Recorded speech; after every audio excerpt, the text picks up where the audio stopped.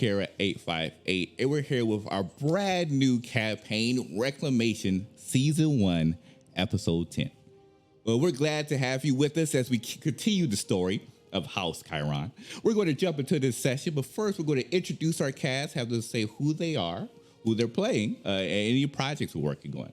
And I think this time we're going to go with the OG status. So we'll start first with Adrian. Would you like to talk about yourself, who you're playing in projects? Sure. Hey, everyone. I'm Adrian, or Aries, whichever you prefer, and I am playing Jethrin Cloudpaw, the Leonin Paladin. And you can find any of my projects on my Twitters often at the Adrian Bear. I'm a storyteller at the Bear Pen as well, and I play games with Kira too.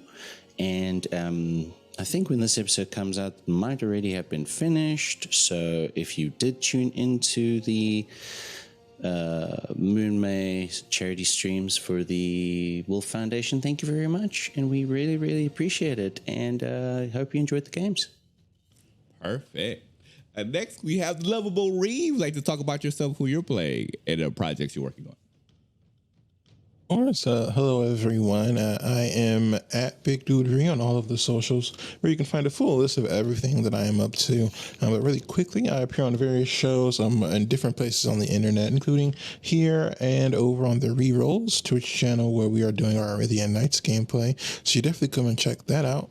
Tonight, I will be playing the elder member of this family, keeping everyone together. And we'll see exactly how that continues to go this time.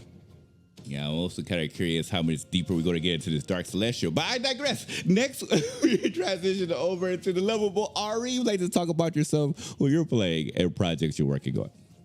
Hi, I'm Ari. Here, of course, I play Shay over on the Bear Pen.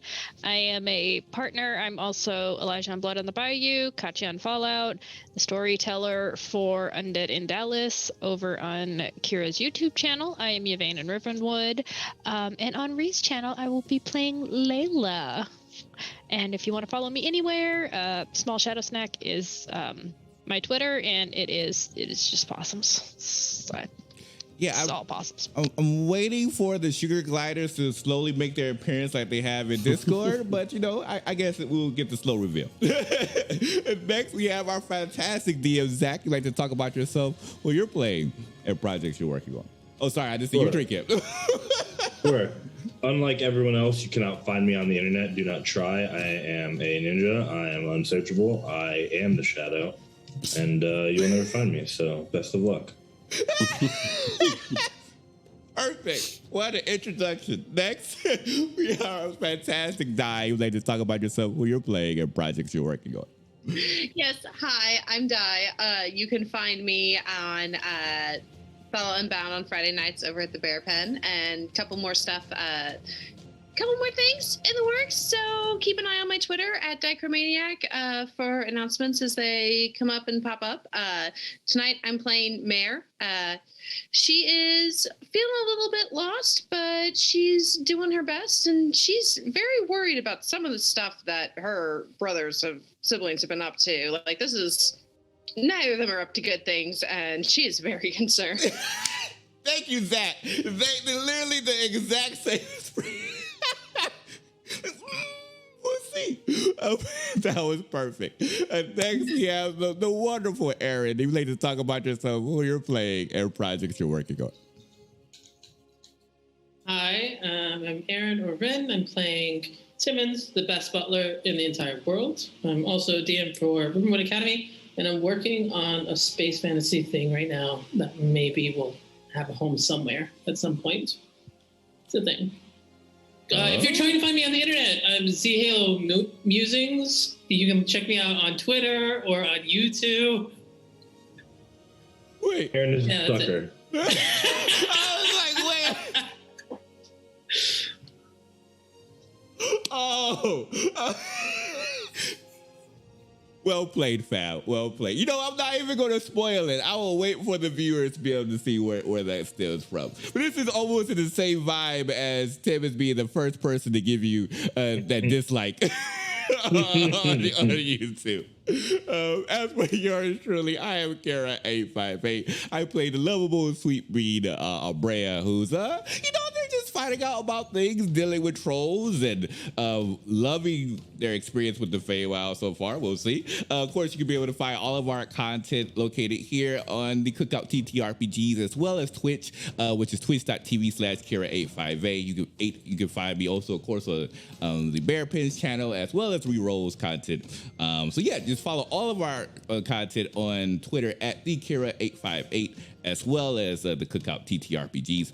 We do have one announcements, which you, of course, you'll be able to see in the description section below. One of our campaigns, Gods of Color, has a brand new dice set that was just released. They're called the Prismatic Pantheon, that's associated with Gods of Color.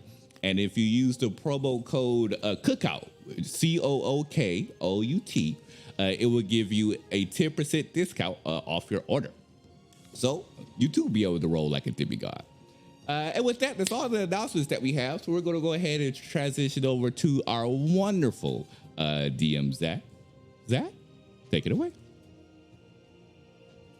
So you continued your trek up the mountain from our previous episode, having defeated the spirit troll with a little bit of assistance from the cleric Nezra. And at the moment, you find yourself impeded by a relatively handsome, though slightly scarred gentleman who appears to be in his mid to late 20s and has greeted, at the very least, Mare and Abrea, having recognized them from the previous night. Sorry. He just comes up to... Go ahead.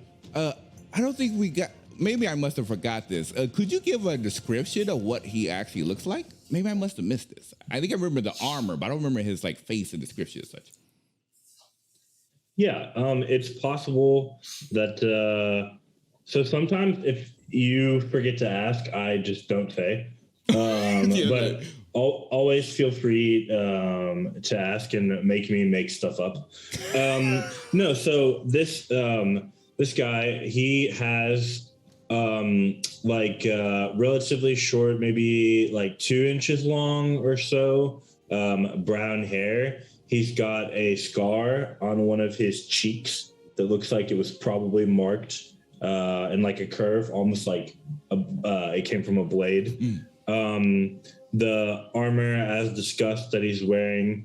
And actually, go ahead and give me perception checks if you all would. Okay. We'll use that good old Gods of Color dice right here. In terms of his build, he's fairly like a medium build. Okay. Not like the most strong, but still like relatively strong while maintaining, a little bit of that quickness, if you know what I'm talking about. Mm-hmm. Dexterity. Mm-hmm. Just a 10, my good man. 17 for Mare. 19. 17 for me as well. So Mare, Abrea, and Kashad all notice this person is wearing the holy symbol for Hoth, which is the god of order. Oh, okay. Good notes.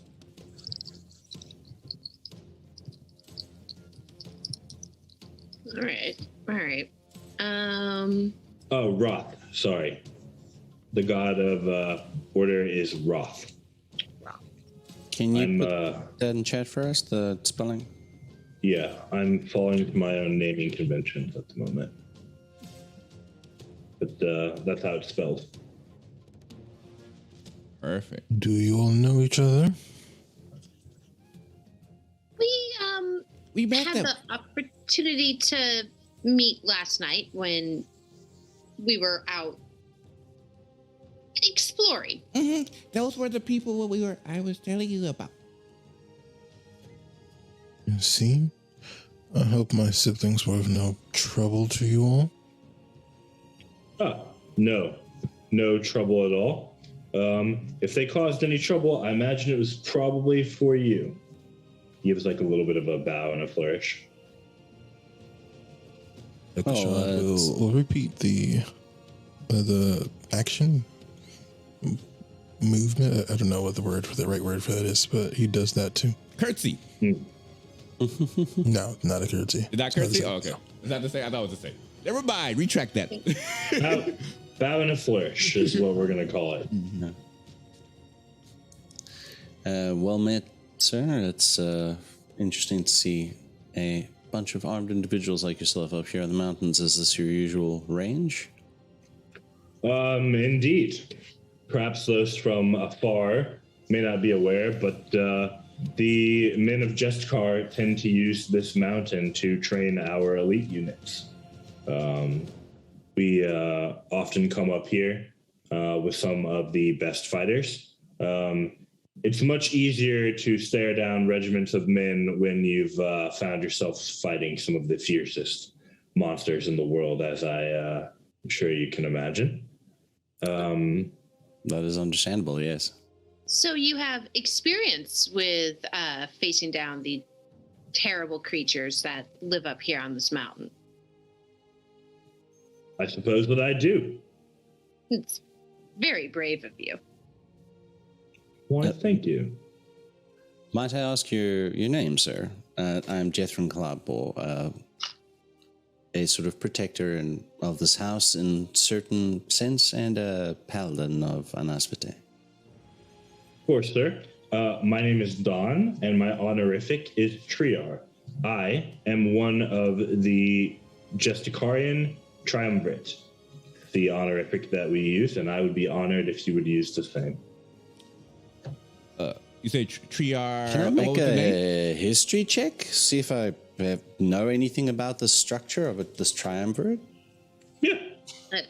Same, can I? Yeah, same here. Yeah. You say Might not. Nice to It's say. better than my usual history checks. 11. I got a 12. sorry, I haven't got a chance to roll. I got a 19, bro. Okay. Very good. You. Look, I'll roll first, but could you repeat his name real quick? It's Triar Don. I posted it. Okay. Like the tri prefix and then R, Triar Don. Gotcha. Don is just spelled D-O-N. Gotcha. D&D Beyond is kind. I got a natural 20 for 23. Oh, what? Okay, that's scary. That is scary. That's excellent. Okay. So Maravina and Kashad. I got big fat 7, so don't worry about me. You are both generally familiar with who that person is. It's not like a name that you could easily call to your memory, but like now that you mention it, you do recall such an individual being like important within Justicar's hierarchy, mentioned here or there. Kashad at 19 is pretty good. You know that he's a cleric in terms of his vocation. And you know that Justicarian clerics are known for their prevalence in the war domain.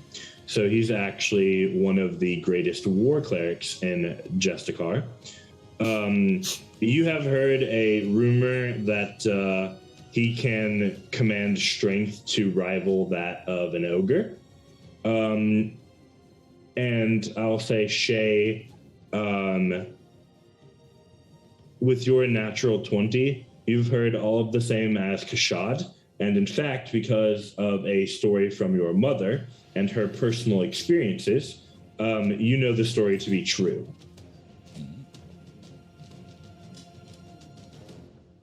All legends precede you. It is good to come across someone so accomplished. Ah, well, you flatter me.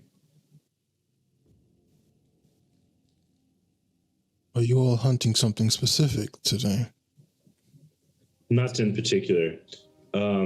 The men have taken my personal bodyguard with them to help ensure their safety, and are hunting what can be found towards the upper third of the mountain range. In your experience, what would you say is one of the more deadly creatures you faced up here?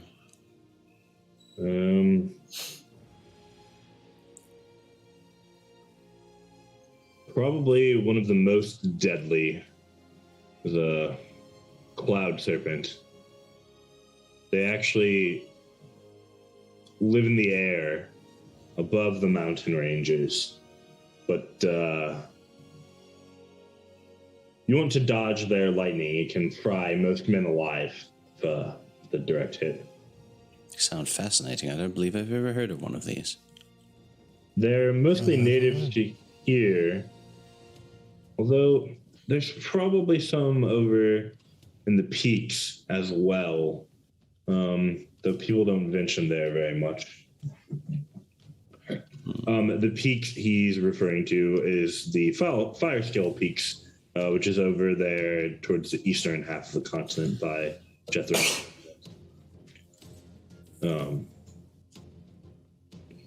Which with that, Jethro, you know that like your people generally don't venture into the peak either, so. Yeah, we're plains people. Yeah, we're... Indeed.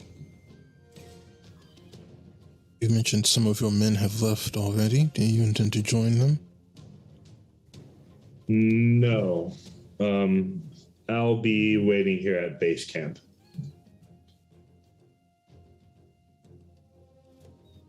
See? I'm told you are familiar with the divine, is that correct? Intimately, I suppose you might say. Yes. Why, do you have need of cleric? No, I have questions and things I wish to pursue, but I suppose now there are more pressing things to deal with, but perhaps if we find ourselves with free time, that'd be something to discuss. Oh, well, if you're looking to go up the mountains, I imagine that you all have a lot of free time. In a sense, we are here on an expedition, so I don't know if we consider it free time, but we are here. And when we're not looking for things, I imagine we are free. Right. Let me rephrase. For the moment, I cannot allow you up the mountain while the men are engaged in their training exercises. So, for the moment, if your intent is to climb higher, you find yourself with a lot of free time. Oh. I imagine.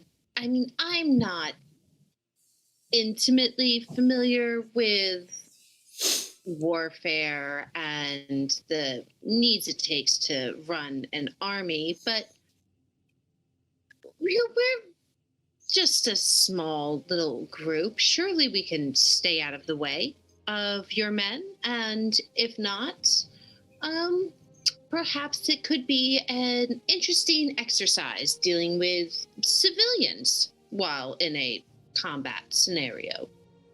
It's a rare opportunity that your men may never have again. Jethro raises an eyebrow at the word civilian. I want to make sure I don't misunderstand you. Are you offering to duel all of my men so that they might practice? That seems rather bold.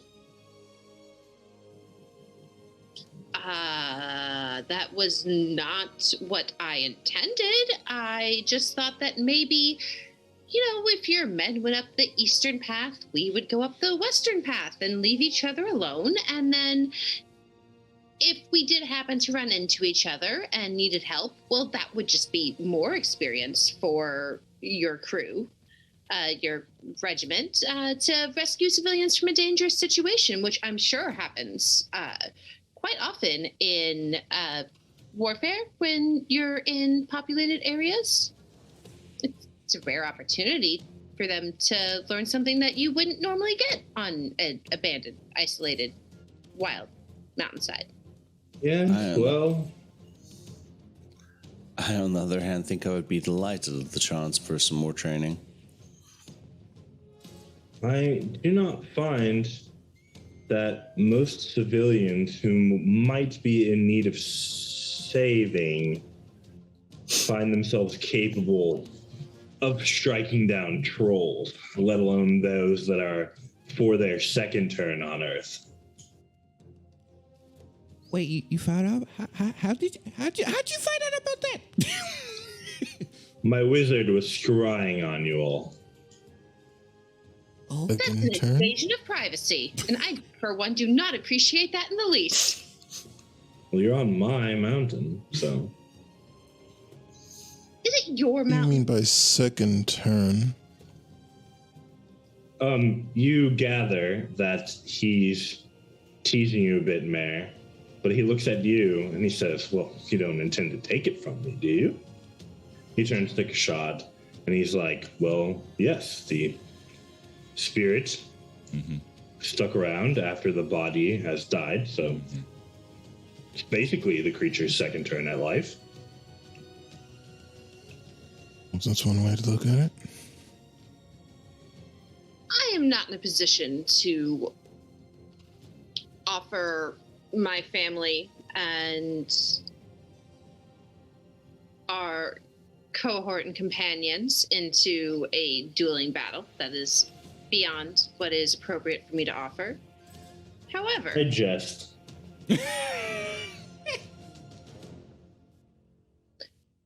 perhaps we could share the mountain.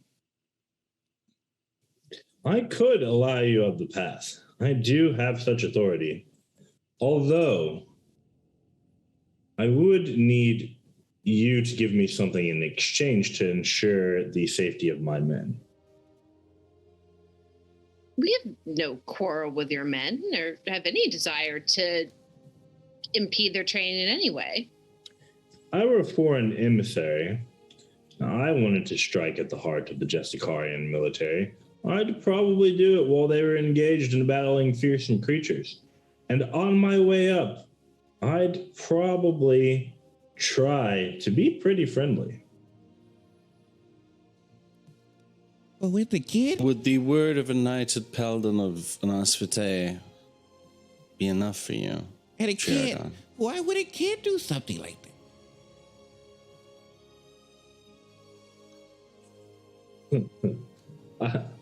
I've seen how you work a bow.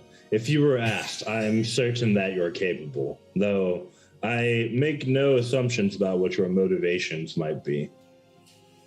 I imagine to protect this group, you'd take up a bow against any number of things.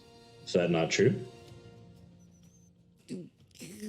Yeah, but I mean, like, I prefer to talk first. Like, when we went across a dire lion, I was trying to get them to become friends with us. Sadly, it didn't work, so we had to hurt them. But I always try hard to go the friendly route. I only do both when it's necessary. That's Always very big better of you. to make allies than enemies. How about we? I imagine you and your people have not cleared out this level of the mountain in its entirety, and we don't have to hurry to the next stage, so to speak. Would you care to join us in exploring what's down here? That way we have an opportunity to get to know one another and hopefully start the bonds of friendship that will last several generations.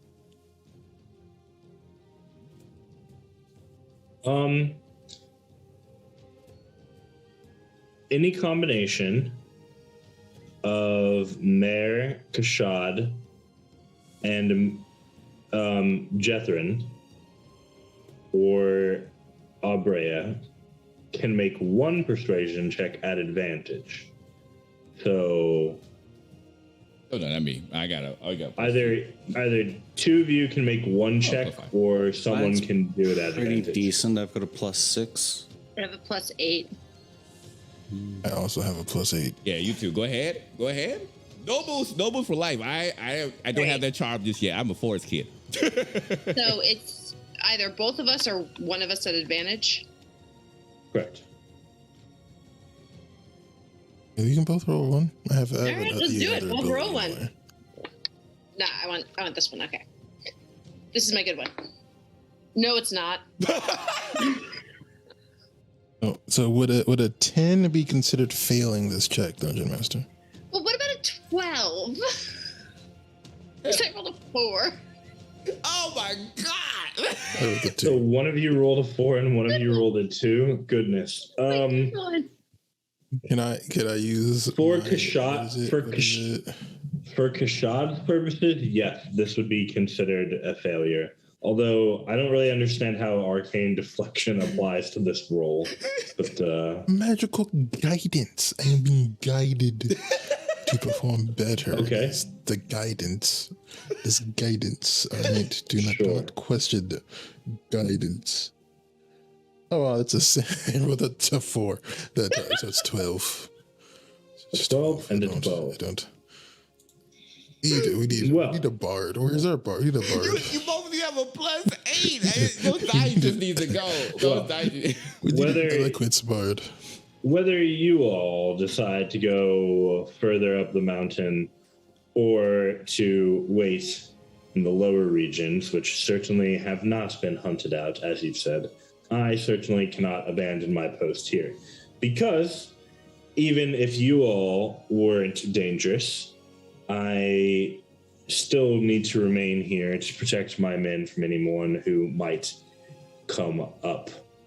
And should anything disastrous occur, the rest of my men and I need to remain here for the safety of everyone who lives below the mountains to ensure that nothing untoward escapes, were all of my men to be defeated. Hey, Dungeon Master, Huh? can I roll an insight check for that statement to see if he thinks something bad is going to happen while he's away? Which part or the whole thing? Specifically, I'm interested in, is there any like political stuff going on in, like with the rest of the triumvirate? Like, is he in the mountain as a convenient way to not be where the other people are? Interesting. Okay, yeah. You can roll it with your thing. Go ahead. Would I be able to make either insight or perception, whichever you think is more appropriate, for a different reason? But I'm trying to get just a sense of the man, like his prowess, martial prowess, like, you know, like how I feel like he is with his people and his men, just based upon his mannerisms, like the way he holds his weapon, the way he stands, you know, that type of stuff. His Sure. Which one would you prefer? Which one are you better at? I think perception. I don't believe I am proficient in insight.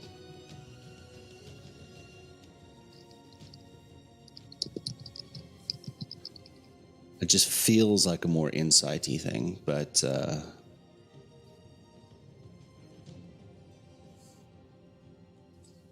Yeah, go ahead and roll insight. okay. You can also roll a perception. They will give you different kinds of information. So Timmons, that's exceptionally good. I'm rolling like crap today. Yeah, insight. I cannot read this man. I rolled a natural 1 and I have no modifiers. Perception was a 12. Okay.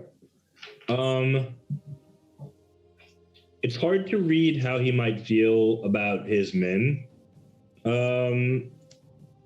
Because, or his people, because his attention is mostly trained on you all at the moment. In terms of the way that he carries himself, you suspect that based on the confidence and the outfitting, that he's a heavily competent warrior, though without the ability afforded to fighters, it's tough to measure exactly how much greater their martial prowess might be than yours.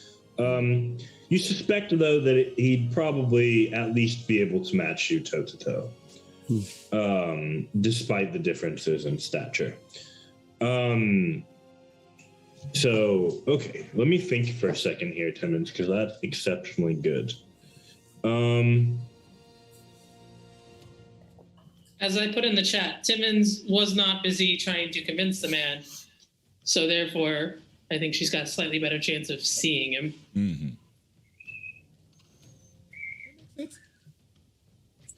You notice things that, in general, only you are probably able to pick up on due to the specifics of your training as a butler. For example, the way that he stands his bearing to match your group is such that though he's not looking directly at them, he can see what's happening to his men out of his peripheral vision at all times. He can see the guards that are waiting at it and off to the tents. You can tell that as he's speaking with your group, near imperceptible flits of the eyes as he focuses back on them for a moment just to make sure that everything is okay. The tense of his muscles as he stands at all times is such that it doesn't betray anything outwardly to a casual observer, any sense of hostility, but you gather that were he to draw his blade, he is ready to do so very quickly at a moment's notice, even now in your polite conversation. To answer your core question, your read of the situation is that, at least at the moment, the things that he is most worried about are on this mountain and not back home.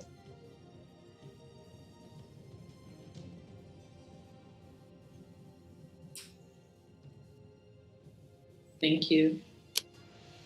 No problem. You roll exceptionally well. Sometimes you get things you didn't ask for, too.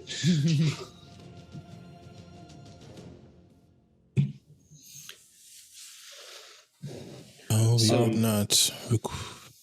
Go ahead. Well, we would not suggest you leave your post, naturally.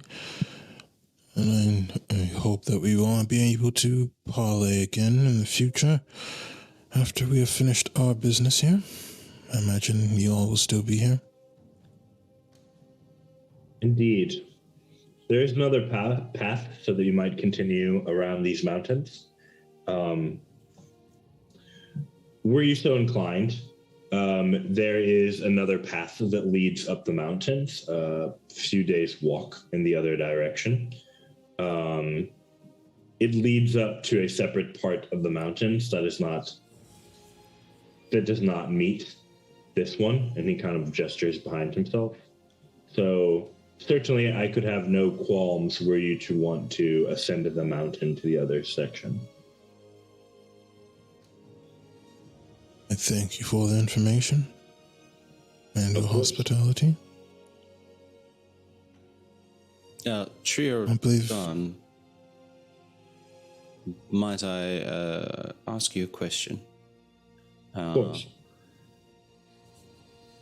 My lord and lady mentioned you are a man associated with the divine. This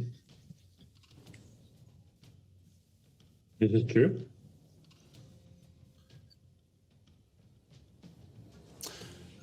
This might seem an odd question, but have you experienced or begun to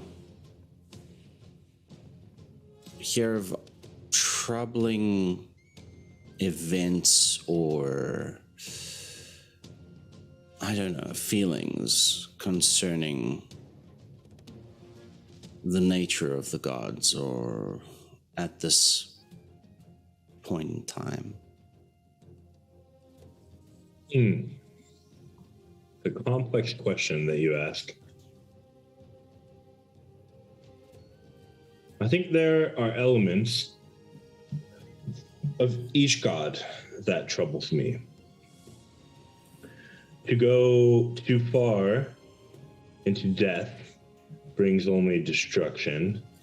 To go too far into life will simply, oftentimes, horseshoe you closer to death.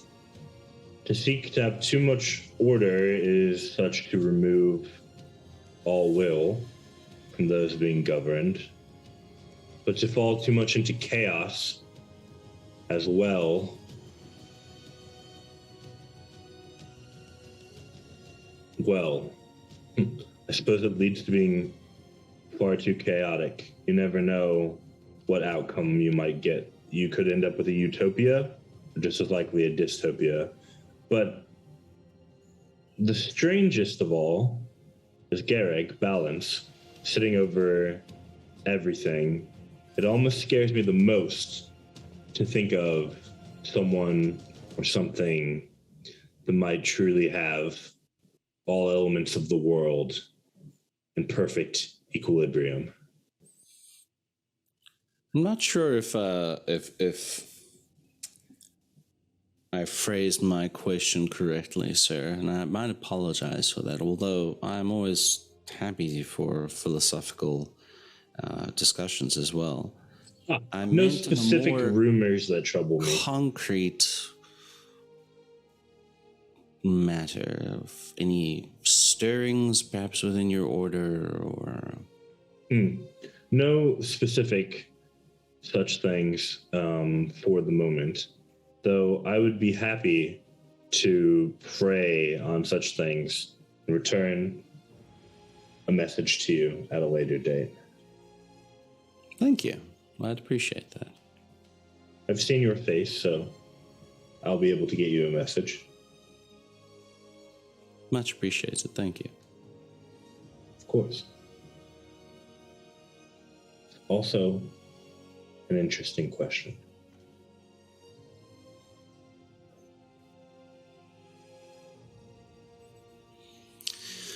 Well, as I look to the group assembled, how are we to proceed? So let's leave all new future friends to their business. We will take the other path, and hopefully we can continue on, make some good time. Are you all ready to sit out, or do you need another moment? Oh, wait. I want to make this my routine. Mr. Trier Don, sir, can I give you a gift? Only if I may give you one in turn. Okay. And you see them grab their heads together as they wrap their hands around in a circular formation, and they're going to generate that really colorful, beautiful flower that they saw in when they generated in the Olga's cave for the first time, because it was like their first time seeing it, and they kind of want to share the wealth. And so they'll run towards them, like, this is for you. You can put it in your hair. Well, you have enough hair. I think you can put this there. and they'll slide it forward towards them.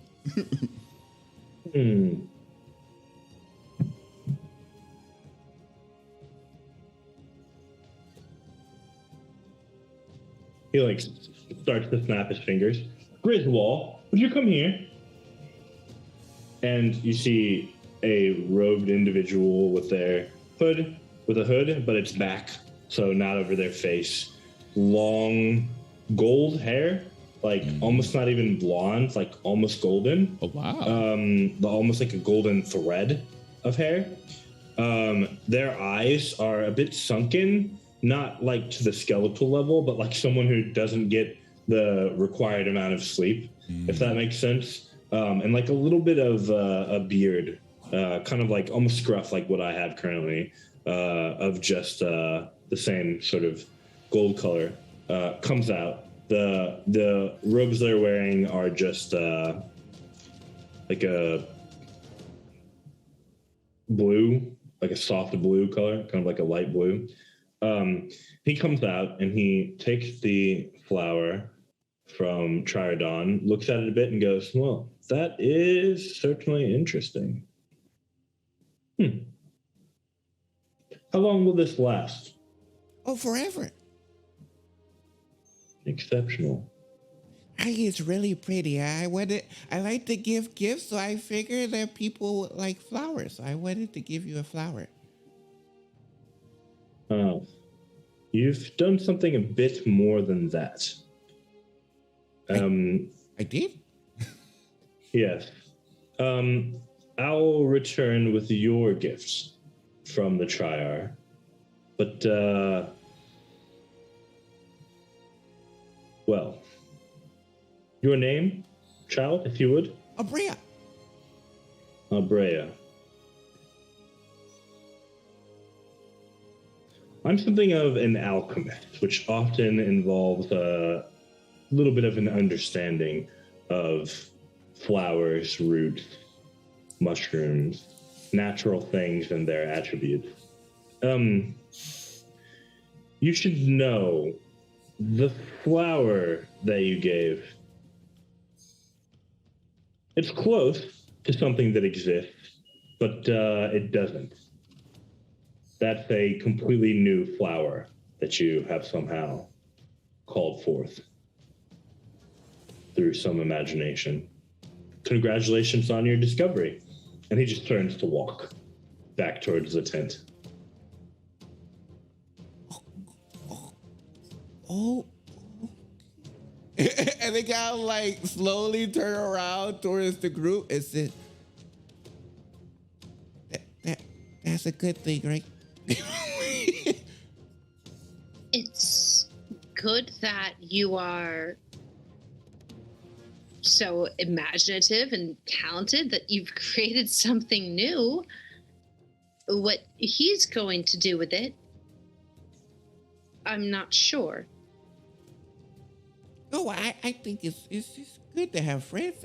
I've never, I don't think Abrea would have ever heard of an alchemist before. So I never heard of an alchemist or alchemy. But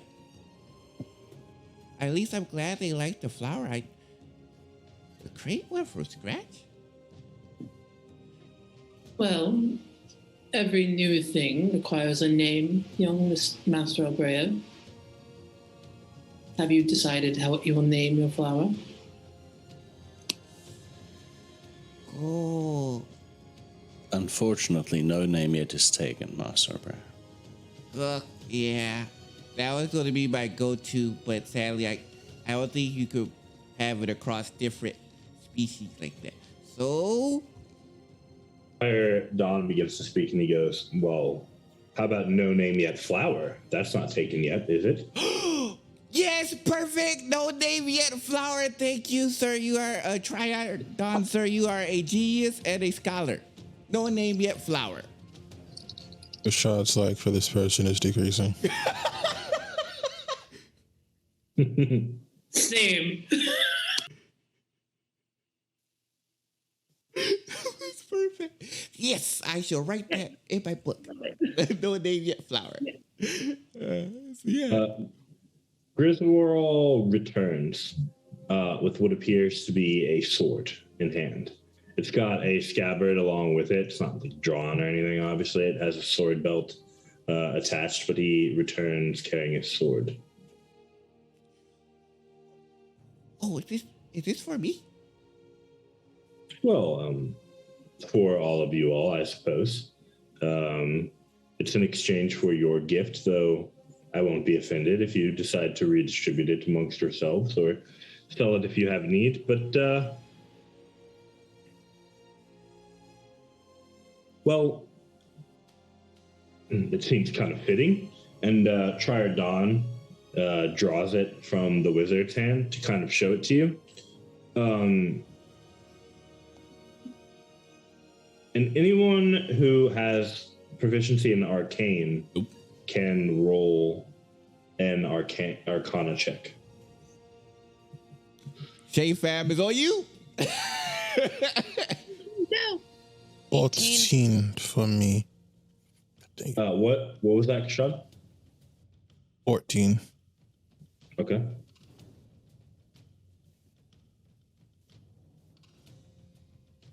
Well, Shay, what'd you get? 18. Ooh. So Kashad, having never seen it, you don't recognize it, but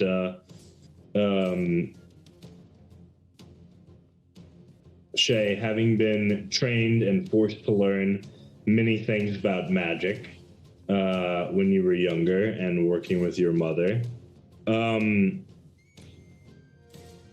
runes that are drawn on this sword have to do with spirits. And specifically, they're intended for disrupting spirits.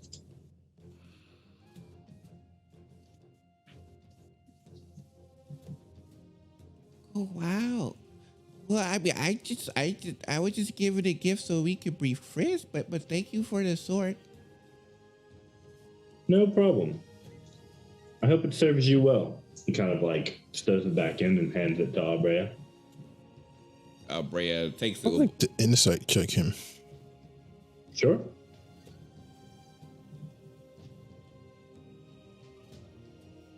Oh, well, that's an 8 plus 2 is a 10. Your dice is not like you today. I mean, Sean's basic level assessment is that if you were going to give a gift as someone of a high station, you can't exactly let it become known that, you know, the types of gifts that you give are like, oh, you know, he flips a gold coin to kids sometimes. You know what I mean? Like when you have a certain station, the level of, like, if you're going to give a gift, the level of it sort of needs to be appropriate for your station. Child will use Mind Link to tell Timmons to remind him to buy a bunch of magic swords later. As you say, son.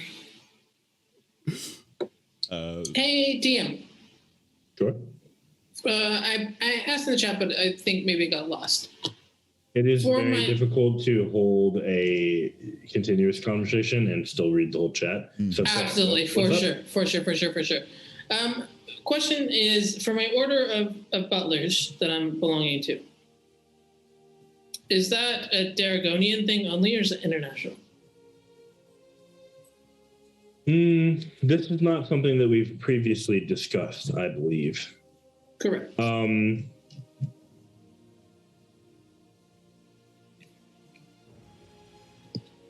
Do you want it to be international?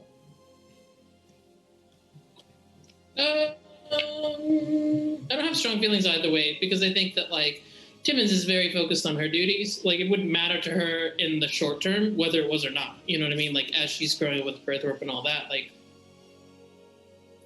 Yeah, I suspect that.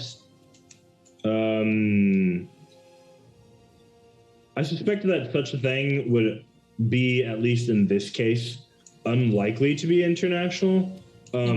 Primarily because were it international, your loyalties could become kind of split. Like, would your loyalty then be to Birthorpe and your charge, or primarily, or would it be to the organization primarily? An organization might say, you know, our responsibilities are always to our charge, but when push comes to shove from people who outrank you within an organization, they ask you to do something different. It's like, ultimately, where does your loyalty actually lie? And that sort of confusingness is not something that royalty would tend to abide. Certainly not someone who's as shrewd as the queen. So I'd say it's unlikely. Cool. There are possibly information flows a bit more freely through borders. So it is possible that your organization knows of others with similar overall interests and trades favors amongst themselves. That is more possible.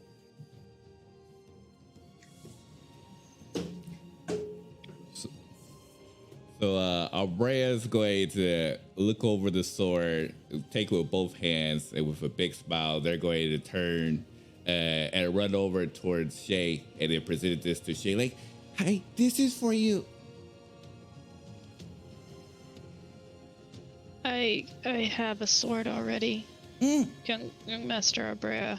But this is a special sword given by Trier Don, so you have another sword. But I don't really need another sword. I'm You know what? It's very rude to refuse a gift in front of the giver.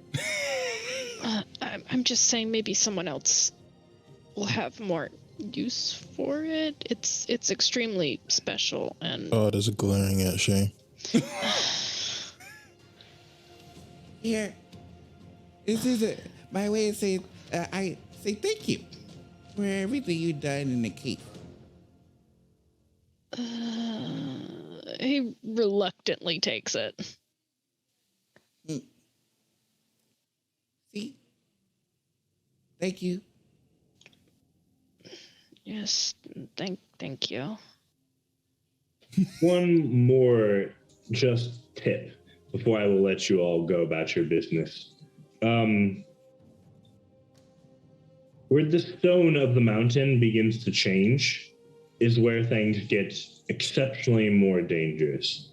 Were I you with such a small group of people, I would at least caution you to avoid going too deep into where the stone has changed. Thank you for the warning. Thank you for your warning. We appreciate your knowledge and your gifts. Thank you. Well, man should understand his own mountain after all. He chuckles to himself and starts to turn away, though you could certainly call him back if you wanted to. Not gonna let this boy go. What do you say? Well, we'll see you on the other side. I wish your regiment luck and good training. Me too. Me too. Should we keep it? All right, 12 people. One more thing.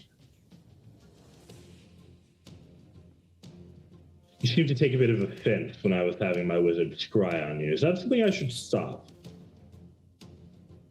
I would prefer you asked first before you were spying on us. I wouldn't call it spying. I can. How about we do a deal? Since you spy on us, I can send a hawk to watch over the people who are training and make sure they're okay. So it's like a trade, right? You certainly could. Or we could send the hawk to watch over you. Well, I was I think thinking the hawk would be a bit bored watching over me. Kind of curious to see if my men would actually see the hawk and attempt to shoot it down. That'd be an interesting sort of test, almost. You're not going to have your men shoot my siblings' hawk. We're not going to do that.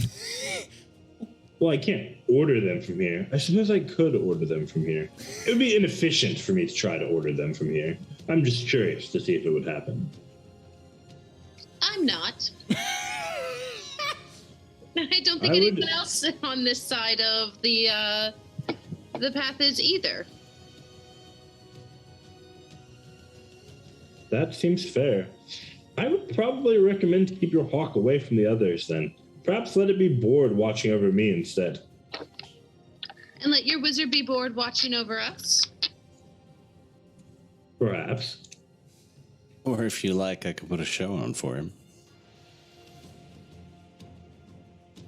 That sounds like it would be more entertaining for me than for him. That's the point.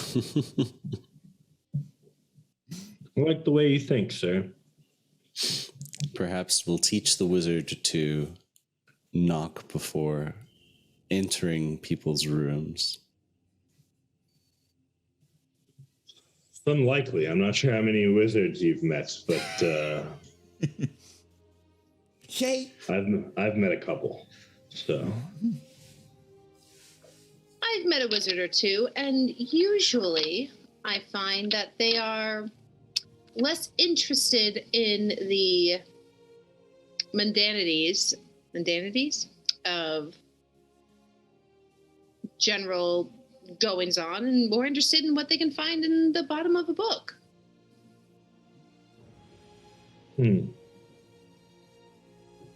Perhaps that is sometimes true.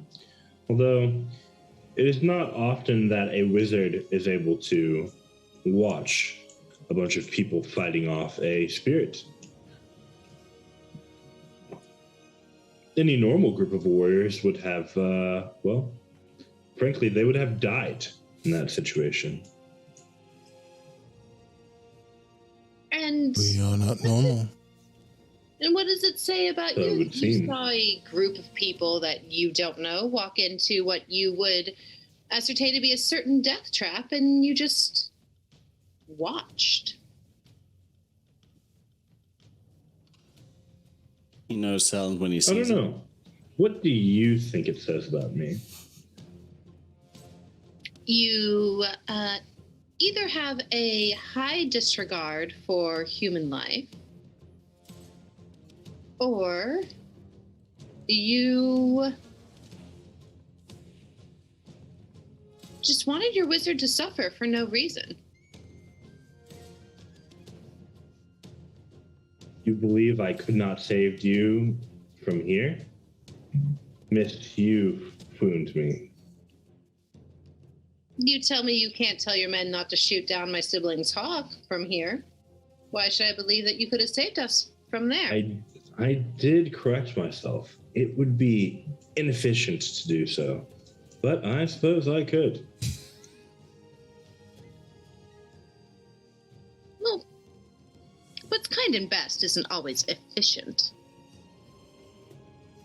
This is true more oftentimes than not. Well, believe we have places to go and things to do. You have fun leaving your men to their own devices on the dangerous mountain while you sit down here at your base camp. Yes.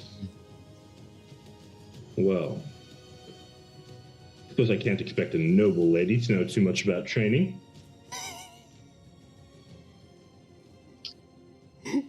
I believe that as nobles and as stewards of our house and our lineage and beacons to our people, we should lead by example. I suppose you would.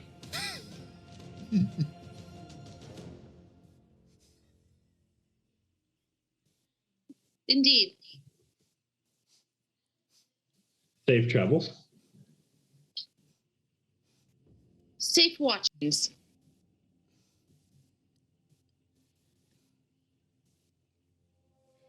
He chuckles as he's walking away.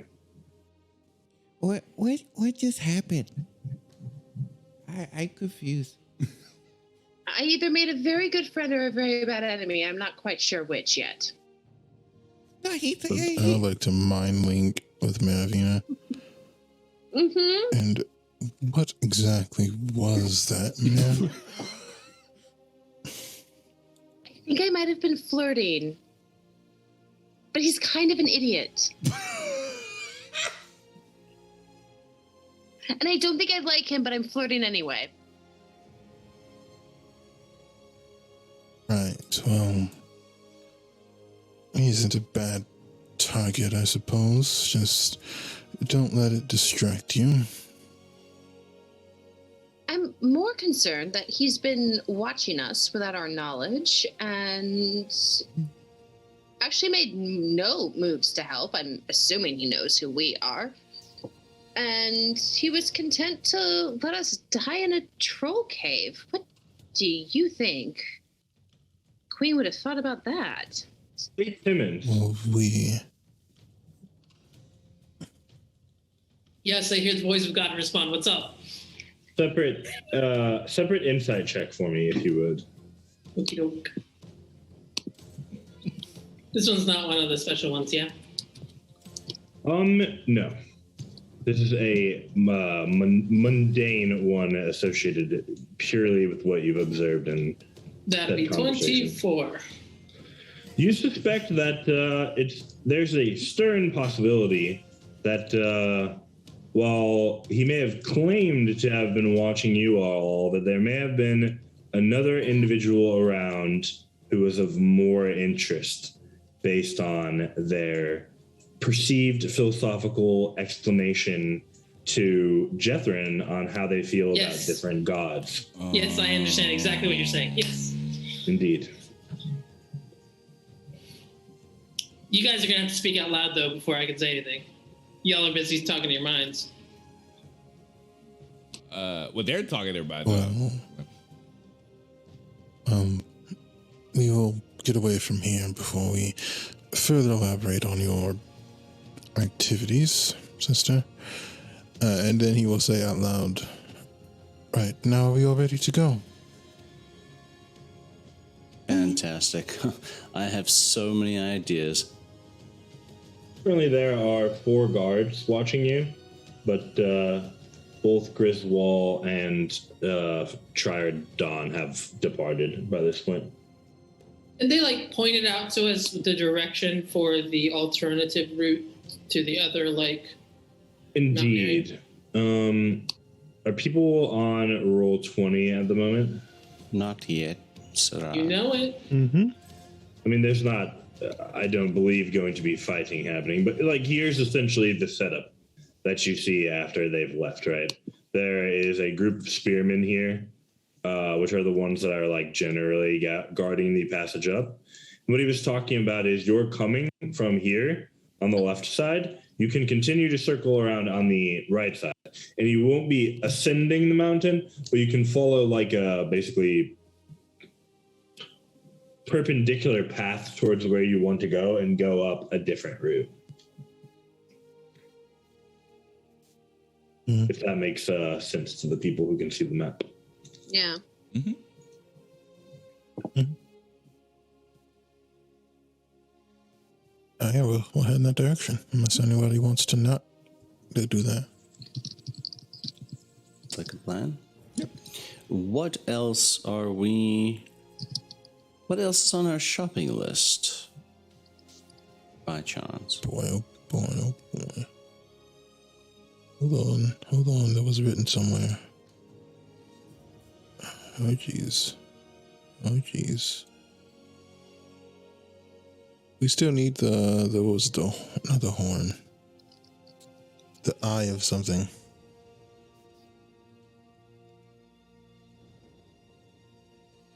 I have it written.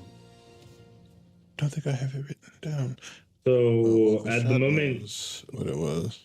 At the moment, you have the 2 different types of mushrooms, right? Yes, we have those.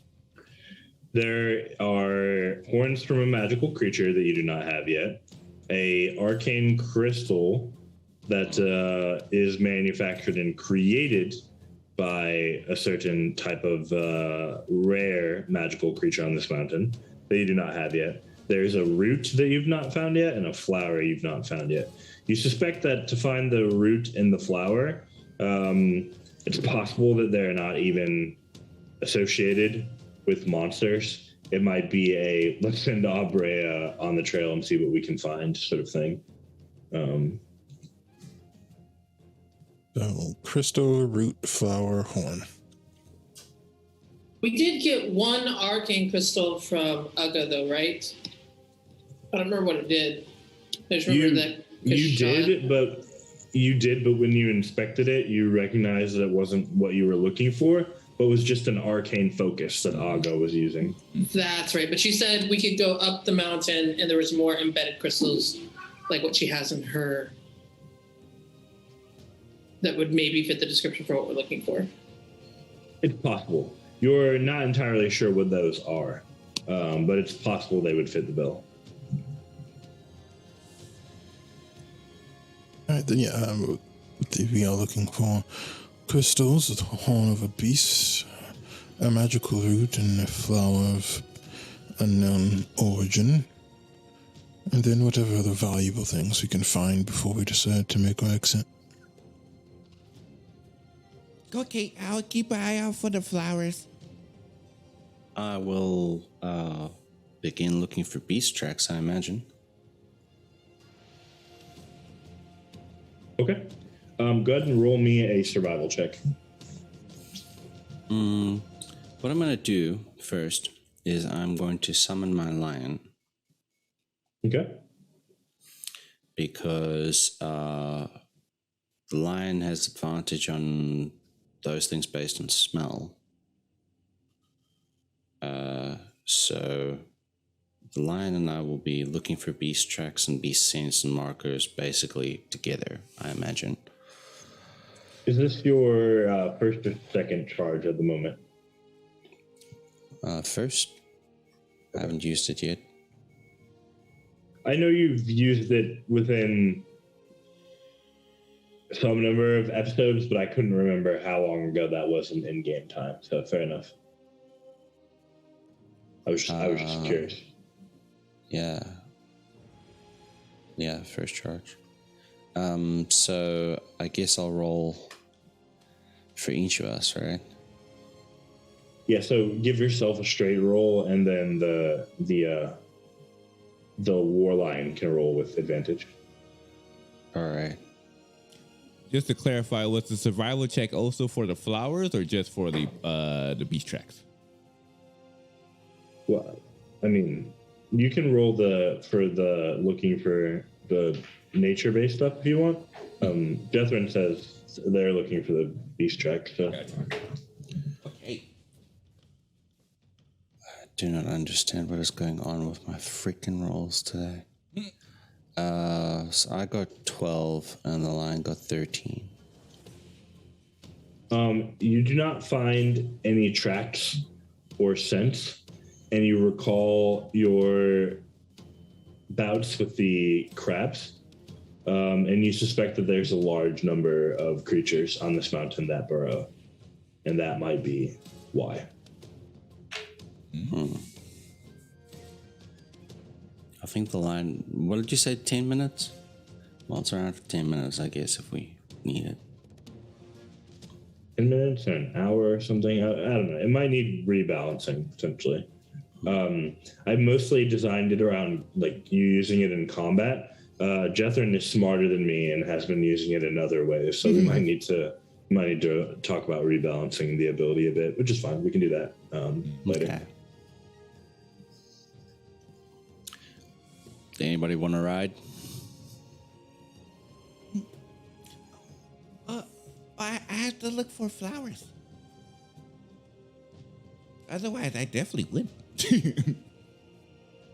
Relying on Sabre. No. No. Did you roll survival? Oh no, not yet. Okay. Can I give myself guidance for it? I'm gonna say no. Okay. In this instance, I reserve the right to change that for other survival checks later. All right. 11 plus 6. 18. Oh, sorry. 11 Eight. plus 6 is 17. 17 is still pretty good.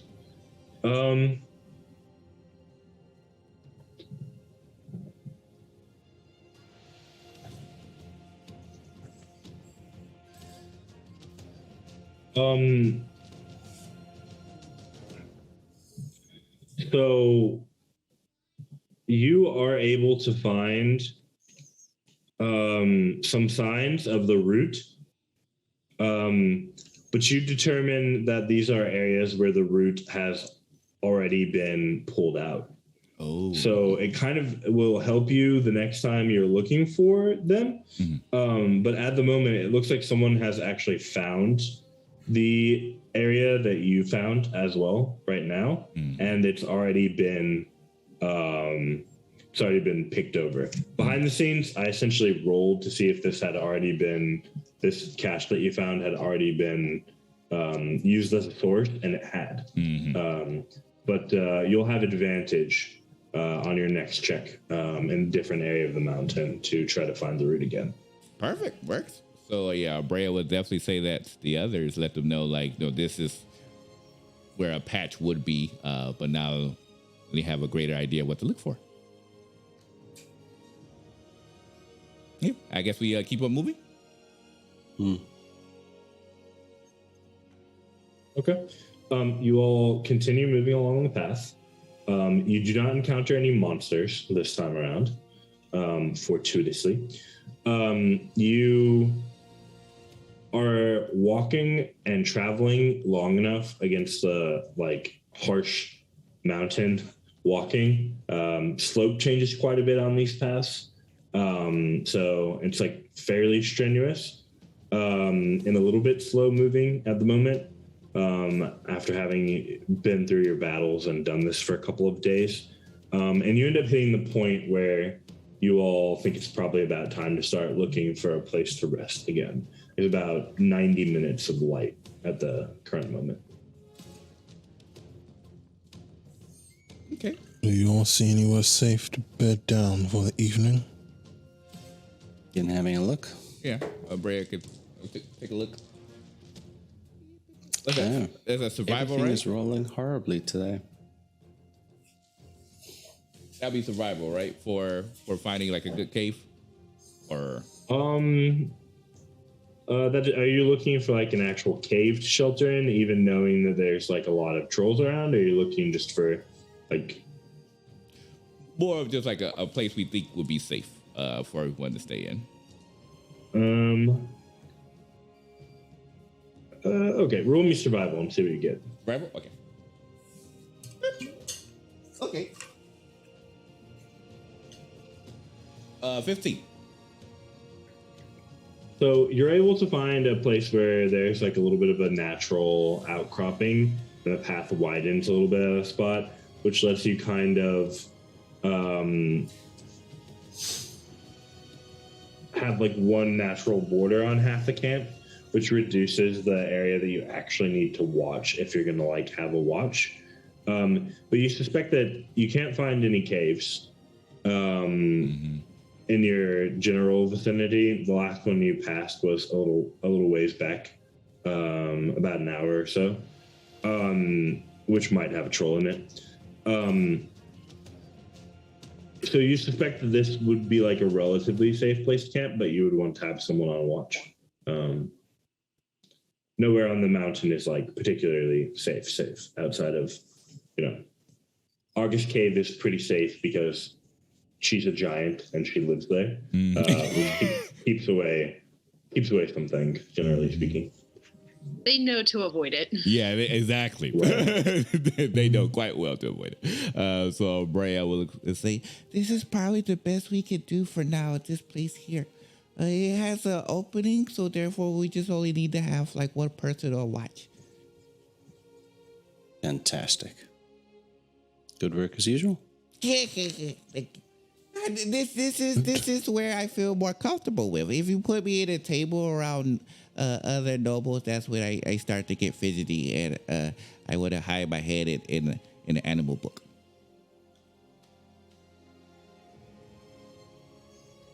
We'll deal with that another time, but for now, let's settle in before it gets too cold. Okay. I'll begin helping prepare the camp. Yeah, I'm getting that dinner out as well. I will take the darkest watch because I have dark vision. I can watch this. Shay, do you take a short rest to attune to your new weapon? Probably not. I don't think he's thought of it yet. Mm-hmm. Okay, fair enough. I'm not sure. I'm not sure what mercenary doesn't think about the fact that they have a new sword strapped to them, but I mean, Shay's attached to his old sword, and he doesn't really feel comfortable yet with this one. So he's just like, eh. It is your character. You're about to say something, Timmons? Yeah, Timmons has a couple of conversations to be had around dinner, so I don't want to skip it too fast. Okay, if you don't mind. No, that's fine. But let's go ahead and take our break first. Okay. Perfect. For our break, the best butler, Timmons, let us know that she intends to have some conversations with the family over dinner. And she does not always speak to the family directly, but when she does, she makes it count. So we're going to start off with those conversations. Timmons, it's dinner. How do you begin the talk you want to have with the family? I think I want to address Mare first while people are like getting set up, and then as everyone sits down, I'll address the family as a whole. So is this a private conversation currently? Yeah. Okay. Yeah. Proceed. Young Mistress Marina, if you have a moment. For you, Timmons, always. What did you want to talk about? Are you okay?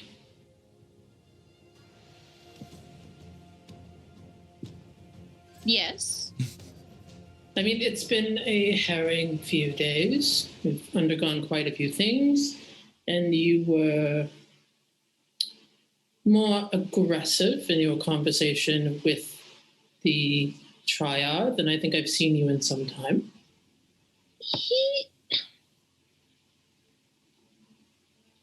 It just, it struck me on our journey here how short and fleeting and random life can be. You've got a friend who's alive one minute and then they're dead the next, and that could be you. And it just, if you keep it all inside and don't say it and don't act on it, and it just seems like that's a very good way to end up full of regret. And you might as well just say what's on your mind. And it's a good way to get to know people and for them to get to know you. And if they don't like who you are, well, you find out rather quickly. Well, I will not argue the unfortunate fleeting nature of life. You've seen it firsthand. However, I am a little concerned that your perception of what is happening is colored by your recent experiences. But isn't that just everyone? Do we not move forward with the... It's like a game of dragon chess. You make moves depending on what the other person is doing, what the other side is dealing against you, and you make moves that are reactive to that. Well, I am not any good at dragon chess. I leave that to people more like yourselves. But I would consider that dragon chess requires a clear opponent or objective. If you fight everyone you see, you're just reacting all the time.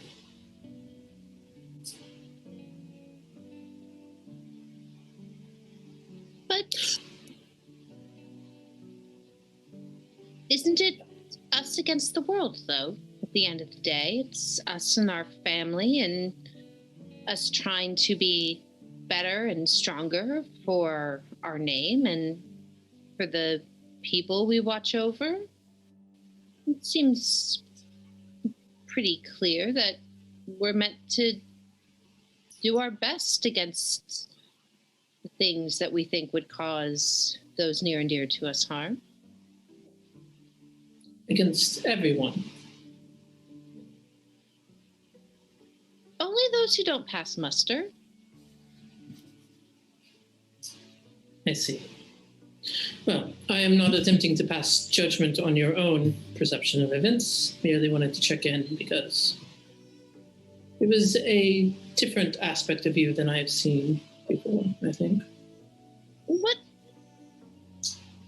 was your perception and understanding of Dawn there? What do you think that he meant well and he was doing well? Not that just he meant well, but I'm sure he meant well, but were the actions he was taking, were they good? I think Timmons stares off in the distance for a little bit. I think one of the more difficult things to learn when you are attempting to train others is how to allow them to learn. It is quite easy to do things for people rather than allowing them to learn how to do it themselves. And it requires mistakes and errors and surprises. He looked like he had very good awareness about where his people were and what they should be doing, and was ready to act if it were required. If that is good or not, I couldn't say.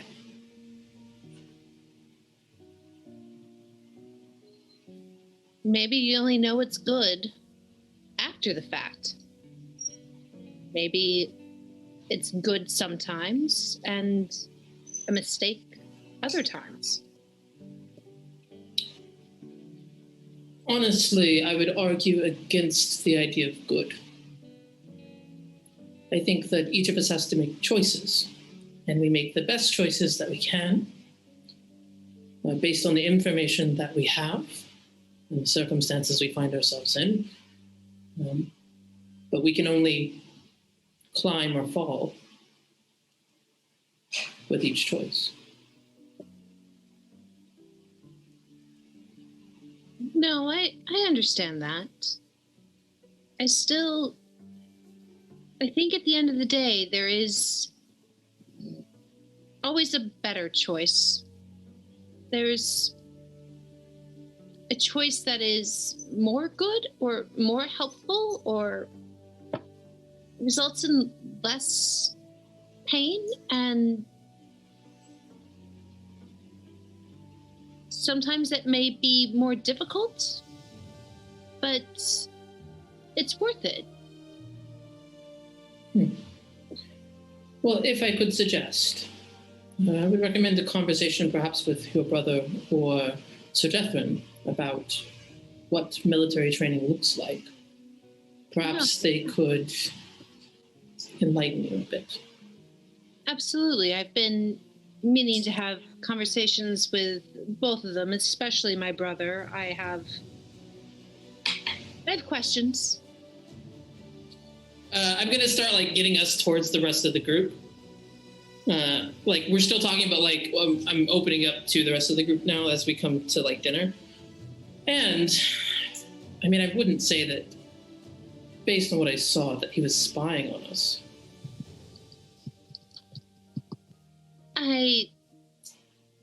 I think anytime you have someone watching in a way that isn't immediately recognized or told to the other party, then yes, that is spying. I am quite familiar with the concept. That is spying. I mean, given that definition, all we do is spying, I think. But that's not what I meant. I don't think he was spying on us. He mentioned about the gods and how he was the most afraid of Garrick, the god of balance. And at the time of our little encounter, we were in the presence of, I think her name was Nezra, the cleric with the weird symbol. Mm-hmm. Pretty sure that was Garrick.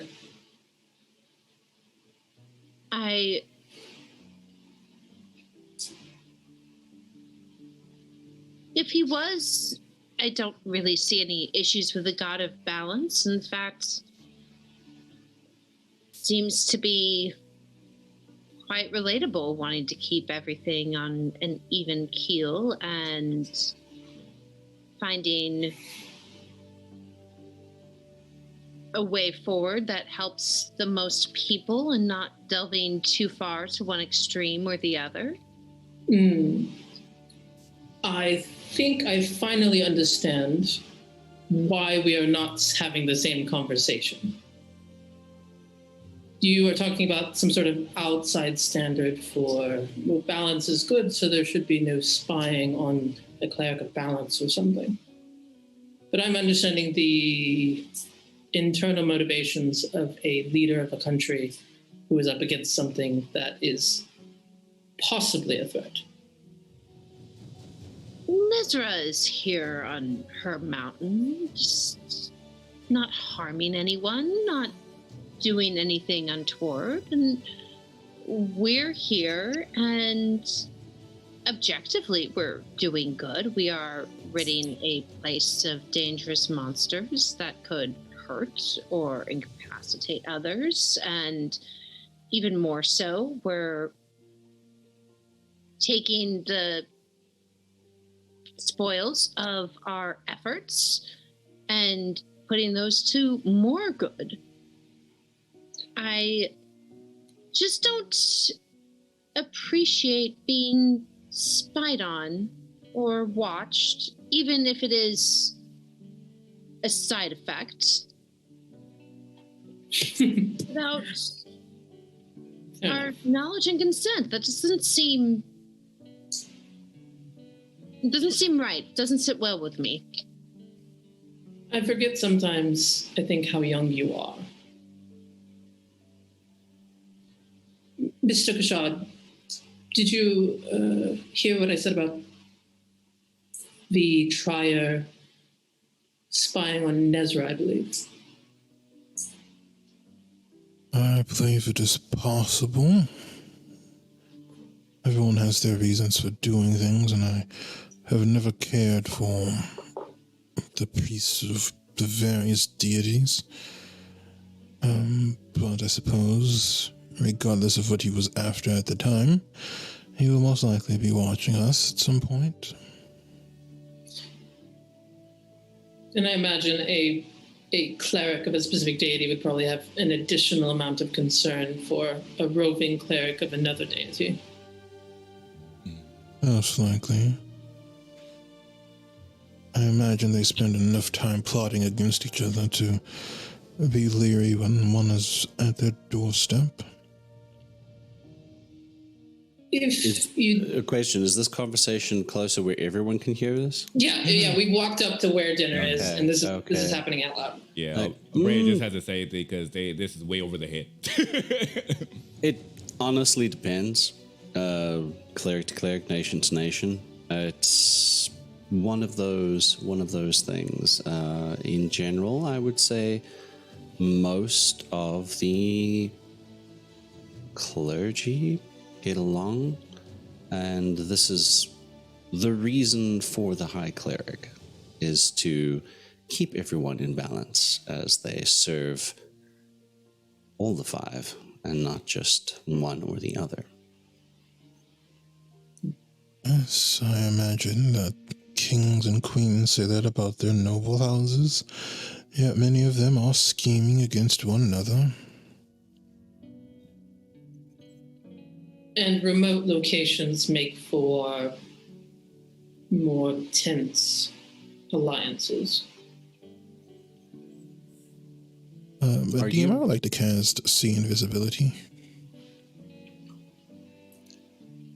So if I understand this, if I understand this correctly, you are worried that, or think they were spying on Nezra? You see, you see no invisibility, since there's not even the one that sometimes accompanies No Name yet. Well, I'm not at all fluent in how any of this magic stuff works, but I believe if you want to look at someone, you have to have a certain amount of information about them, right? What's more likely? Depend. Not something I'm capable of, I don't know. Like a name or an image? I honestly don't know. But why Nezra in particular? She's a cleric of Garrick and an outsider. And the Triar seemed to be cautious about Garrick in particular. I generally got the philosophical sense that he had his doubts about a lot of, or at least philosophical concerns about a lot of the actions of everything. I think he was playing it around in his mind. If it's nature of the divine, I mean, maybe they were looking at no name yet. But again, you would need, I mean, is my understanding you would need something to be focused on. I don't think it was one of us. I find it unlikely that it was no name yet in particular. Even I find it difficult to observe them, and I'm next to them, so I imagine tempting whatever it is protecting such a creature would be very reckless. And they would have no reason to believe that we'd come here unless they were watching us before we left our kingdom, and I didn't see anything. I actually believe that Terrence may be correct here. I believe our presence was simply a happenstance. And if you don't mind a slight pivot to this conversation, the locations of the members of the royal family of Daragonia are weird. We all saw that, right? We did. That was... Indeed. Why is it weird? Well, for one, there were 4 members of the royal family still in Darkstar. There shouldn't be. For 2, although we were here, and we are expected to be here, there was one symbol that was near the homelands of Jethrin. And as a reminder, this is not necessarily a living location. It could also be the last living location for a member who's passed on. One was not even on the continent, which is an interesting thing. But it is the cluster of them in the capital city of Telonia that I think is the most troubling. Do you have any idea who the extra person would be in the capital? I mean, do you know of any other members of the royal family who are not the queen or her 3 children? It's always... I don't know how specific your spell was, but it's... or how specific Nezra's spell was, but it's always possible that there is someone that doesn't even know that they're a member of the royal family, or that the royal family doesn't know exists. That is one possibility. Another possibility would be that someone who we believe to not be in the capital was. I have been around enough nobles in my lifetime to understand that sometimes children happen. If you catch my meaning, Mr. Mins. That could be a possibility? Yes. To make the other option more clear, I did not see a dot of light on the front that I would have expected to see given where we believe people to be.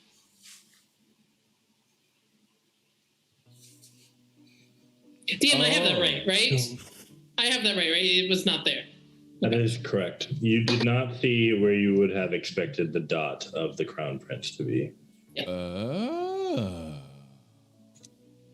Would I know if the prince leaving, like, you know, the front of a battle to return back to the queen unannounced is like a normal thing?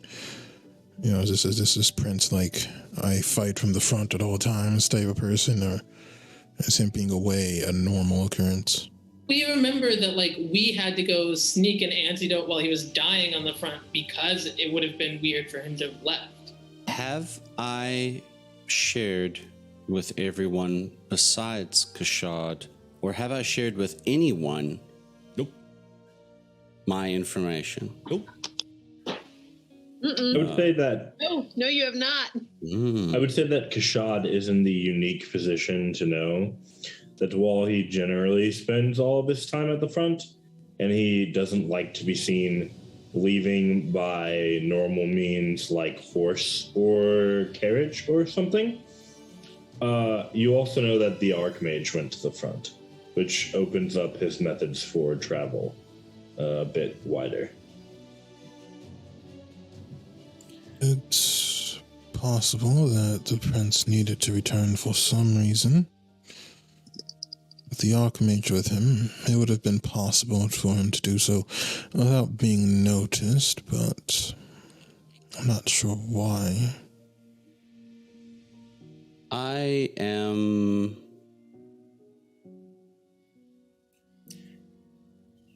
in a position where both my honor and my word demand certain things of me, and I can say that I can think of some reasons why the Crown Prince would not be in the front. But unfortunately, that might be all I can say.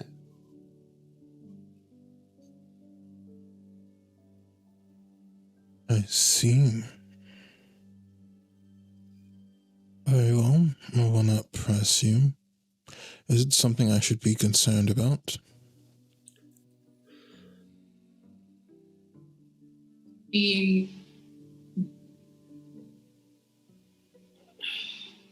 I honestly really don't want to bring this one up at all.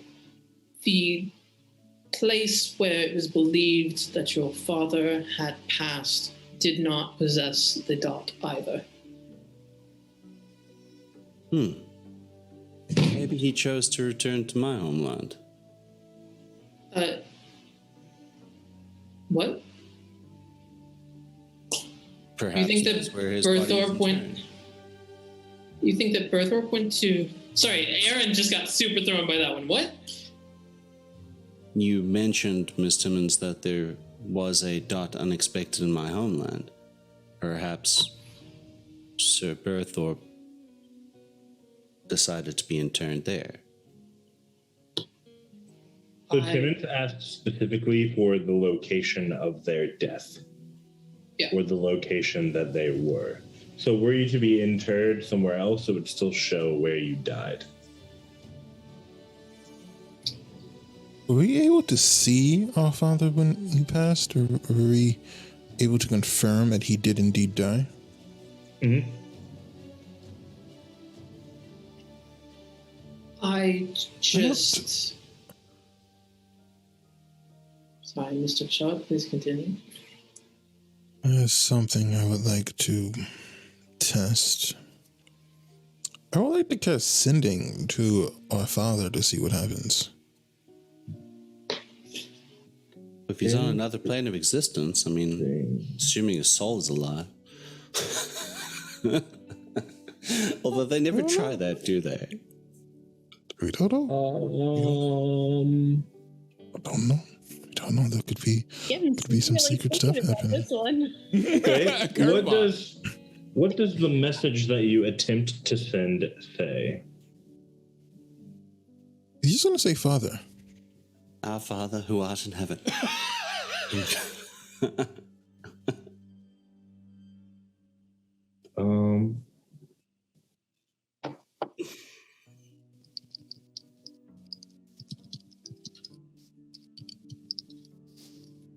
Just said father.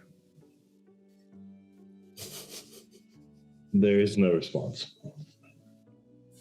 Do I know if it worked though? Like, is there like a, like when you use a phone, there's a connection sound that someone can hang up? Do I get like a you've connected sound? You're asking if you were left on red? Yeah, pretty much. You heard as somebody pressed cancel call. Yeah. That didn't ring enough times, no. It's a good question. I can't remember if we've decided for this campaign world.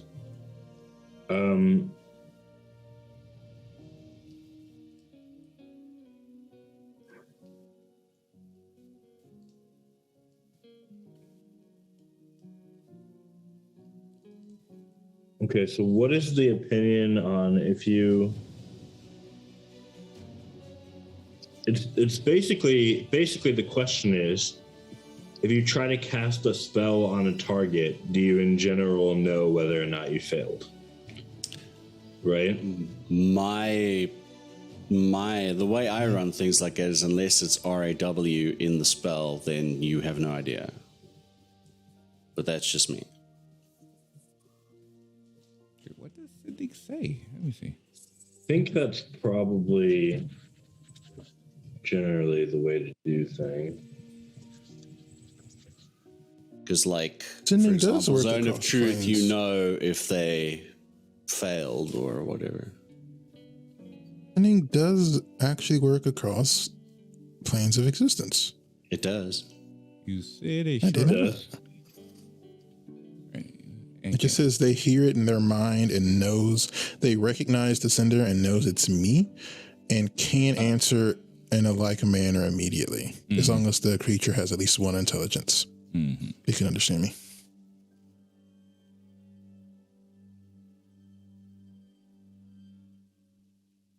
Mm-hmm. Yeah, that's really There- big. There's no response. And you do not know if your message arrived. How many interesting events. I don't suppose that either of you, Catherine and Shay, have the ability to ask questions of other entities similarly to what the other cleric did. That is something that would require more training on my part in a specific direction. Should I choose to follow that path, I will eventually be capable, yes, but at this point in time, I am not.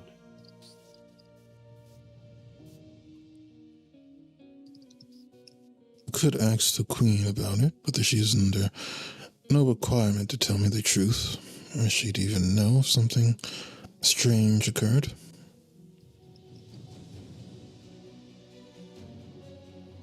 So, in slight response to your earlier question, my lord, whether it is something you should be concerned about, so this is Adrian for getting here, so I'm asking above table. I told everyone about the Rakshasa, yes? Okay. Had I told everyone that I had met with the underground? No. Not at all. Okay. I think only think you Kashad. do. You told Kashad. Kashad. I feel like That I was it. told someone. You told Kashad, that's it. Just Kashad. Okay. You all had a bit of a nighttime stroll about it. Okay. All right.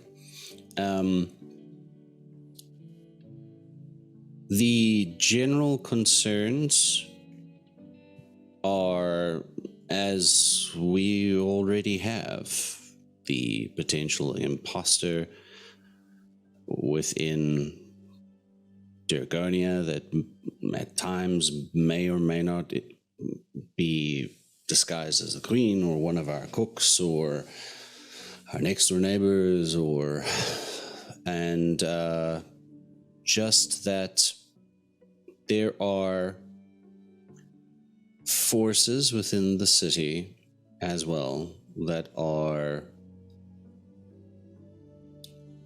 displeased with the fact that we have war and displeased or cautious about the possible aspirations of the queen. Do you trust me, Sir Jethrin? I believe so, yes.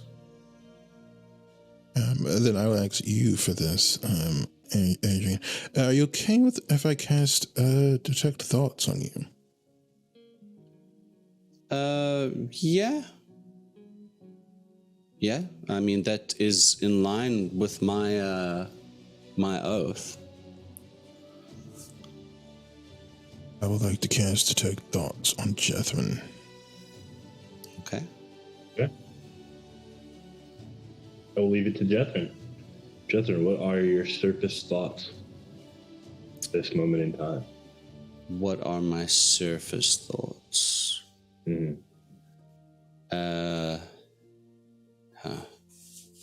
Got to think how deep we're going here. Surface.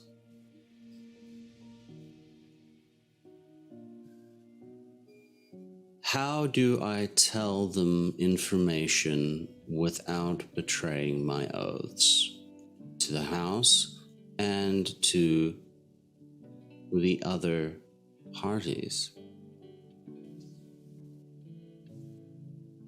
Or in my mind, I would say, and to the Thieves Guild. Thieves Guild. I will use an action to probe deeper into Jethrin's mind. So it says, if you probe deeper, the target must make a wisdom save.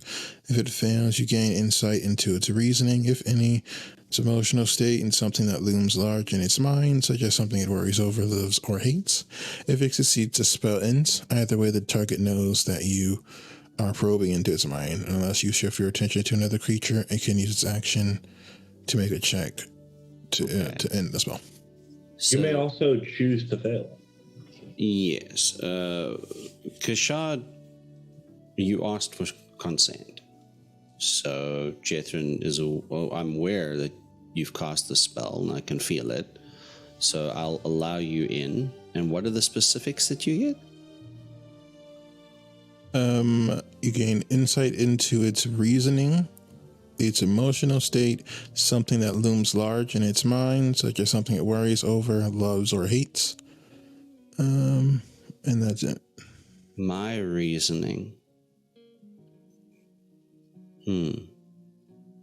My reasoning, and you would get this, is that I really trust Prince Murdoch, and even though I will not say it to everyone's face because it is their family, I am completely convinced that the Queen is compromised and should fall. I am really worried about the war, and I don't believe Talonia is at fault, and I believe the war should end. And I'm mostly really worried that Kurt's gonna die on the front.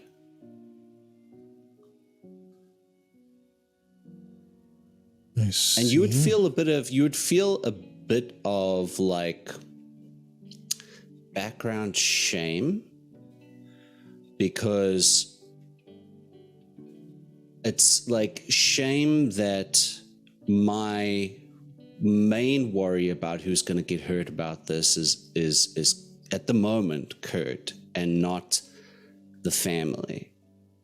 You know, like I'm worried about the family, but I'm worried more about Kurt because he's in the front lines. So that's where the shame is. See? Very interesting. Am I right to assume that that individual is who you met with before, once upon a time, Jethrin? Yes.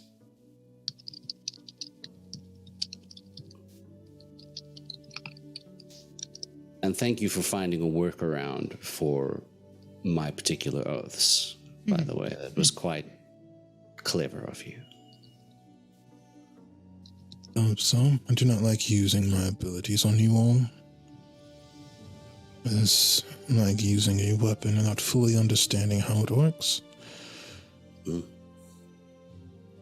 Indeed. But for you all, it appears that... And I will just double check here. We're not being watched, correct? Oh, you're muted. You're muted, Zach. You mean to say you are double checking with your see invisibility, which is still active, whether or not there are any sensors? That is correct. You spot no sensors, you spot no invisible creatures or people. It appears that the prince is not exactly in favor of the Queen's current course of action, along with others, and I'd say the underworld is more connected.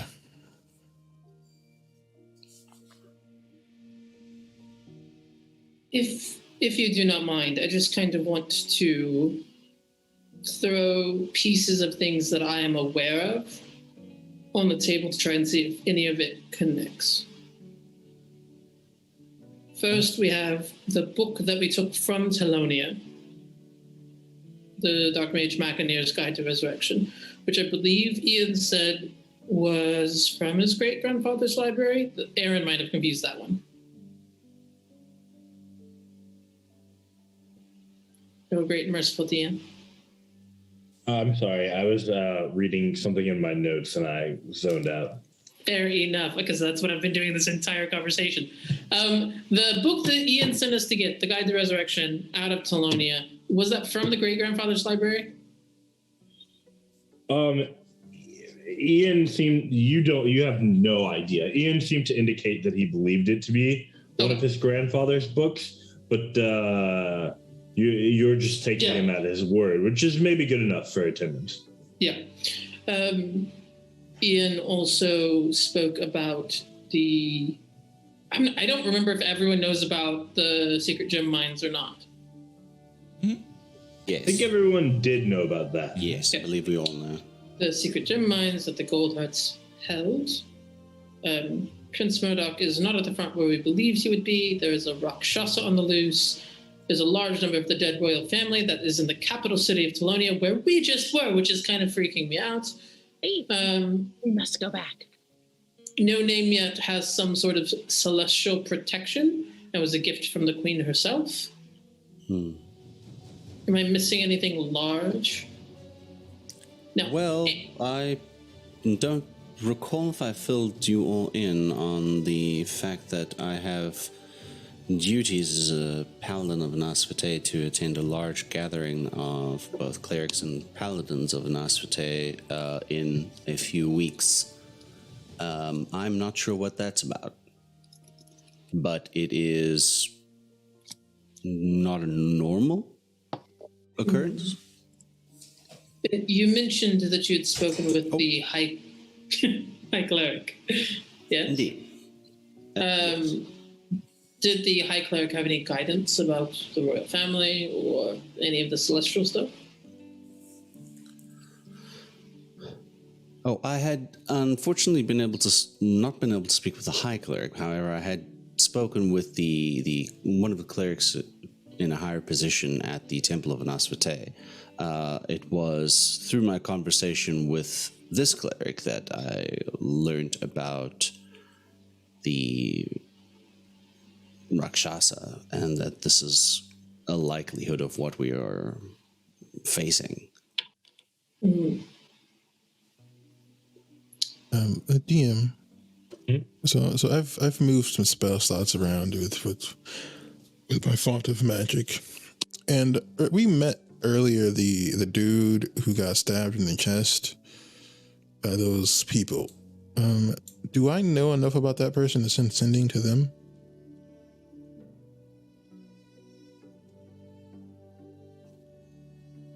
You refer to the Slatewing individual who was assassinated? Yes. You've seen their face, you know of them. I don't see why not.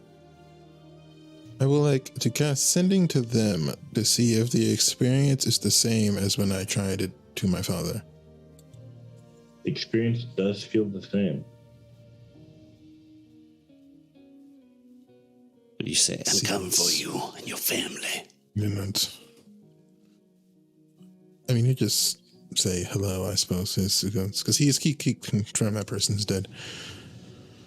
The experience is similar. You suspect that to learn what you're actually trying to learn probably requires talking to more like a scholar. And it'll be difficult for you to know with experimentation the information you're trying to learn. I will ask Lady Brightweaver. She's smart. Ooh. Not a bad idea. You guys do stuff while I do the math on buying these spell slots. So done.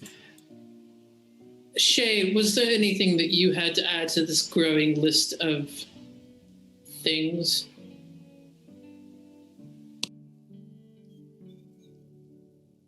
Ma'am? No, Miss Timmons, I don't have anything to add.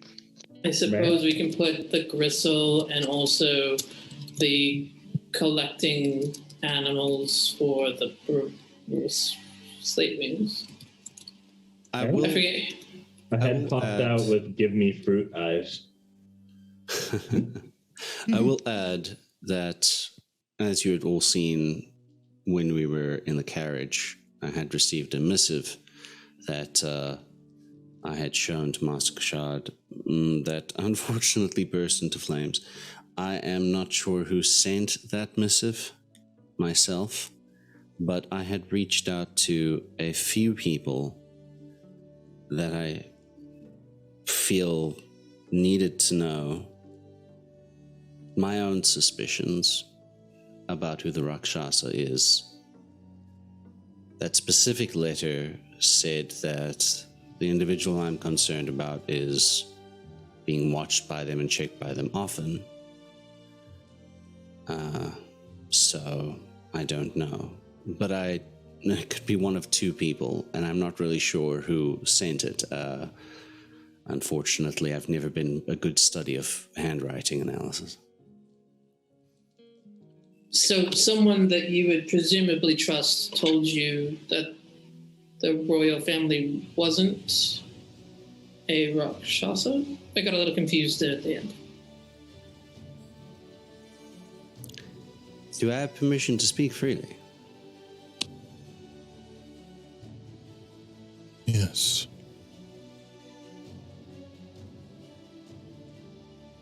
I am still convinced, despite the letter, that the queen has been replaced by the Rakshasa. Whoever sent the letter said that this is not the case. I have also confirmed that the queen is not not displaying any of the hallmark signs of such a creature. It's possible that the Archmage has some way of shielding her. Yeah, I don't think, because when I was with Ian and I did my little boop boop boop, I call it like the Abrea radar. With the Abrea radar without, she was here, but I didn't detect any bad people.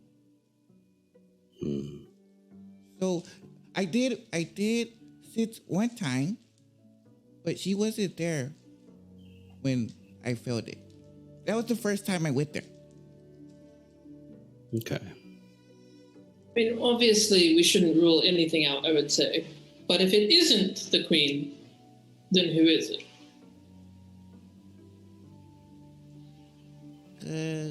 I only can tell when something's within.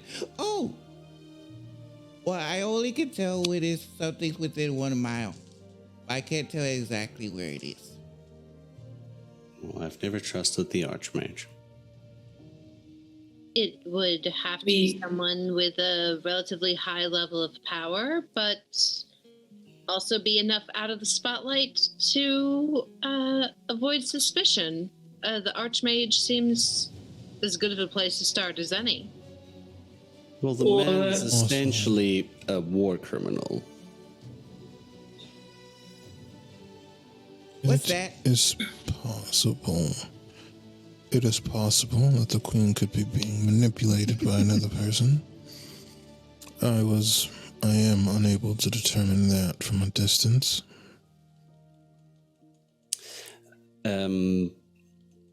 Well, the man did a whole bunch of horrible things, Master Brea, and the details are very unclear, but somehow he then became indebted to the queen and became the Archmage instead of Lady Brightweaver. So a war criminal is someone who does a lot of bad things? Essentially. Often in war itself, there are still codes of conduct in wars. You know, there are ways in which prisoners should be treated, especially those of nobility. Ransoms are often given. It depends country to country, the degree of persuasive tactics that can be used in extricating information. But there are codes of conduct in general. And he broke them? Several. Ooh.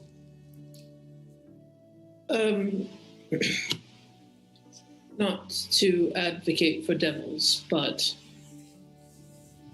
Prince Murdoch would fit the description of someone who is high-powered and able to be unseen, especially if he's not at a front that everyone believes him to be at. Her Highness Princess Robin is, by virtue of being the second child, often able to do things without being noticed. I would think that His Highness Prince Ian is probably the least likely, but the last time that you tried to go back to him, he was sequestered away, not actually seen. So he could be impersonated. I've spent enough time training with Prince Murdoch and the other men to get a very good grasp on how the man smells. And at least whenever I have been with him, it's been Prince Murdoch. I will say also, just for clarity's sake, the sequestering of Ian Vestania is nothing new. It's something that happens like a couple times a year when he gets really sick. Mm-hmm. Yeah, Timmons is just trying to say, obviously we just have to have our head on a swivel for everything. So here's all of the ways that literally the entire royal family, each one of them could maybe be especially for the Rakshasa involved. That's fair. I'm just making sure everyone is clear that that's not suspicious, because you never know how much of the details people remember. But yeah, that's fair. Appreciate it. Ian is frail and likes to hide. And quite possibly one of the most powerful and intelligent people that we've ever met. It's true. I will cast Sending to Lady Brightweaver. Very well. What does your message say? Does it say hello? No. Darn. Lady Brightweaver, I need your expertise. Is there a way to determine when using the sending spell if the recipient is alive or not? Use too many big words. I don't know how close I was to 25. You get a relatively 24. Well done. You get a relatively immediate response that says, "I'll get back to you." No, please, I hate that song so much. Do not get it stuck in my freaking head. It was haunting me for years. I must admit, I found myself more distracted about whether or not our father is still around. We need to invest in faster methods of travel as soon as we can.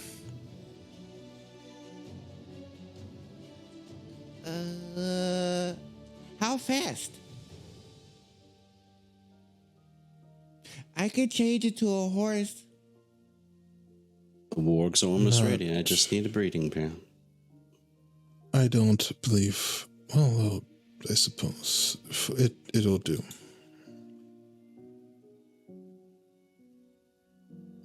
Okay, I can help there. I wonder if there is perhaps. Might suggest we take a trip at some point to the Enchanter's Isle, because I just had a ridiculous idea. If it would be possible to construct something that we could add into the harnesses of the wargs that would allow them to fly.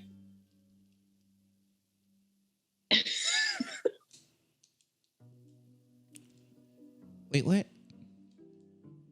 You mean like, well, give our warg wings? Or that. I mean, but I think an enchanted little item would be probably easier than trying to transmute an entire body of an animal. We could always just get closer to the griffins and use what already exists instead of trying to create something new. That's the very essence of life, though, is creating new things. I will be honest, Sir useful. Jethron. It is going to be hard enough getting me on a warg, much less a land animal that suddenly is given flight. You'll get used to it in no time. It's not the worst idea. It's just perhaps the end goal could be reached easier with less time and money. Perhaps. If there are wargs with wings, I would absolutely ride them.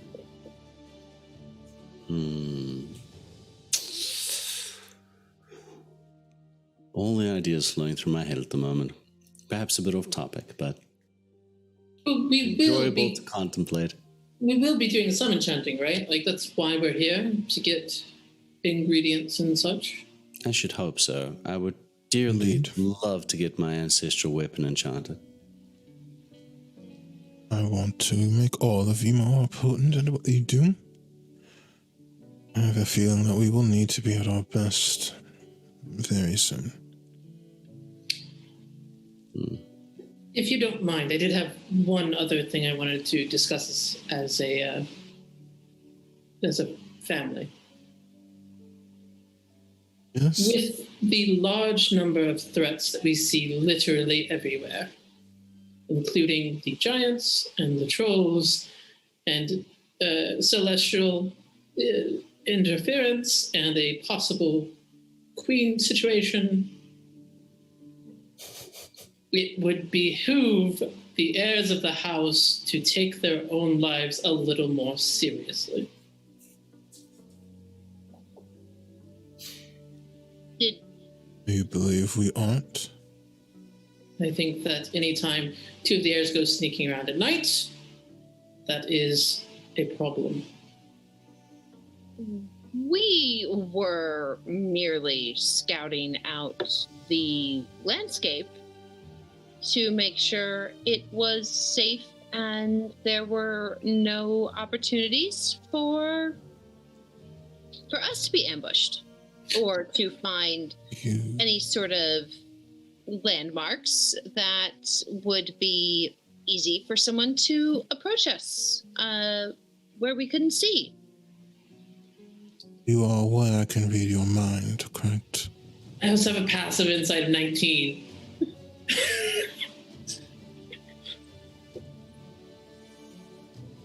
This is when I asked, like, should I roll deception?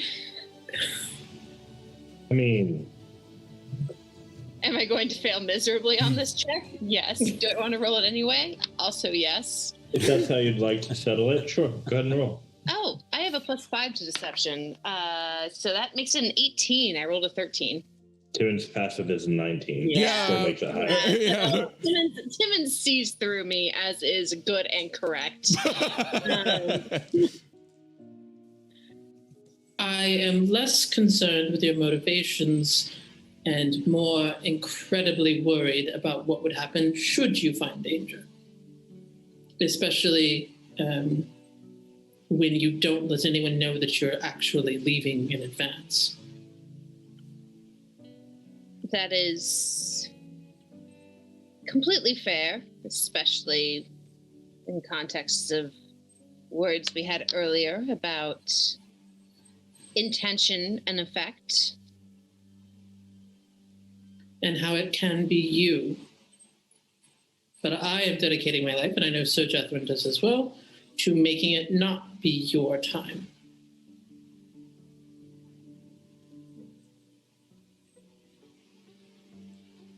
No, and perhaps I have been taking that oath that you have made in dedication to our family and to our lives too lightly and for granted. Well, to be clear, I don't actually want to stop you from doing anything. I am not seeking to make your choices for you. I only ask that you take someone along who can help. So if you're to go traipsing about the woods in the middle of the night, all I'm saying is wake me up. For you, Coco. I think that is fair. I also I want to be the person that is woken up. Not the one that needs help, but I want to be the one that can help.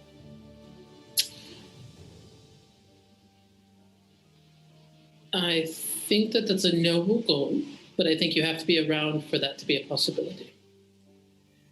And where else am I if not around? Apparently scouting for landmarks. And I give like a little like, and I know that you're not telling the truth.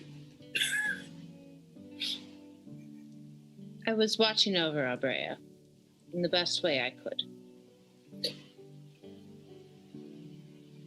I appreciate the intention. Young Master Abrea, you're hearing this conversation. Yeah, it just feels weird. Because this feels natural to me. And they kind of like look around at the forest. I don't fit in there. I'm just there because I was born there. But here, I feel like I'm home. So when I go out and about and I travel in the mountains, it's like you walking down the street and seeing the bakery across the path. That's how I feel when I see the owls flying overhead. So it's like I have to really think about it, like it being dangerous and I bring someone. It takes me away from it feeling like it's home. Because you only take someone where it's foreign to you. I don't feel foreign here. Be that as it may, you still have a responsibility to our kingdom and our hosts. So do not go traveling by yourself in unknown locations. Please stick with your guardian. Kneel down next to Abrea. I'm not trying to take your home away from you. I'm asking if you'll share it. Let us come to your home with you, and also don't run into bakeries by yourself either. Like, generally speaking, even familiar territory right now is not a guarantee of safety, and that is something that I have to think of literally all of the time. Wow. I would never look at bakeries the same way again. Oh. But okay. Assassins come in all flavors, Master Rare. Dabbed in sugar? I mean, you never know what will rise.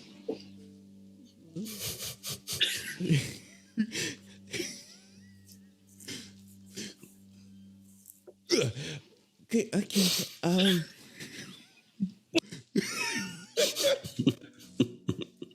Well, I tried so hard. now seems like a convenient time for us to flash back. Jethrin, let's flash back. Jethrin, let's flash back to your question that you were asking of Nezra post the battle with the spirit troll. All right. You are doing so in private. Would you like me to ask everyone else to remove their headphones? No. Just, this is stuff that Jethrin would have asked everyone if he would be able to have a private word for his question to Nezra. Very well. Go ahead and state the question that you intended to ask.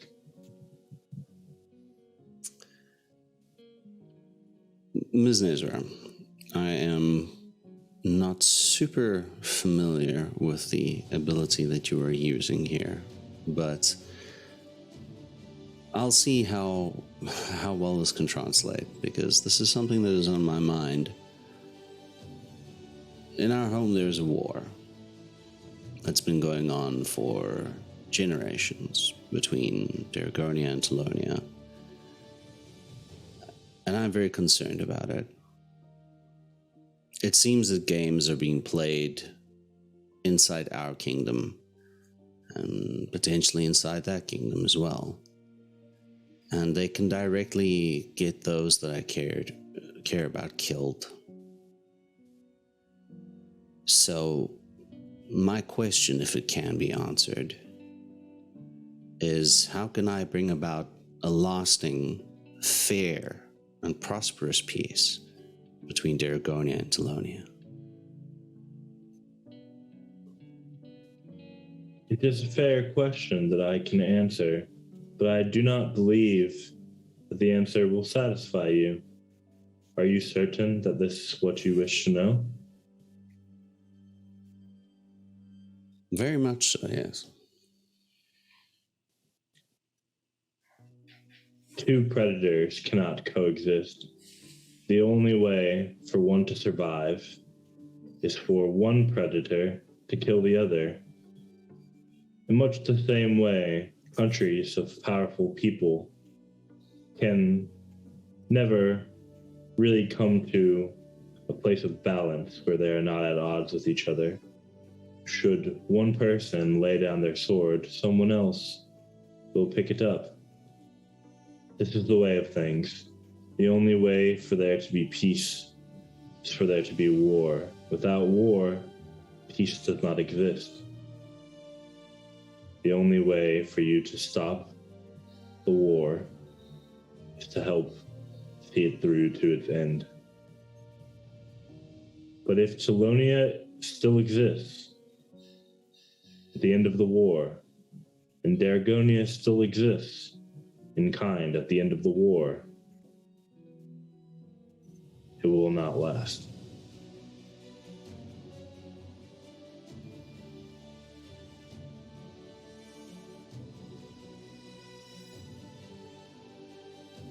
And if they were united?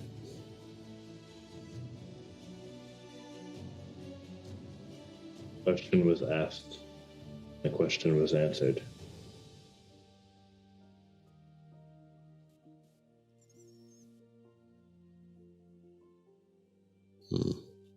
This was the nature of things. No one was allowed a follow-up question, and that seemed to be part of the spell.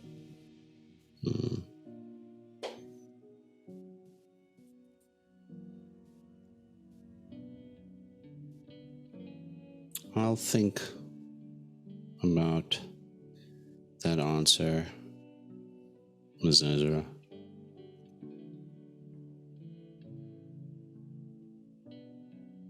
I believe there are interpretations people can make.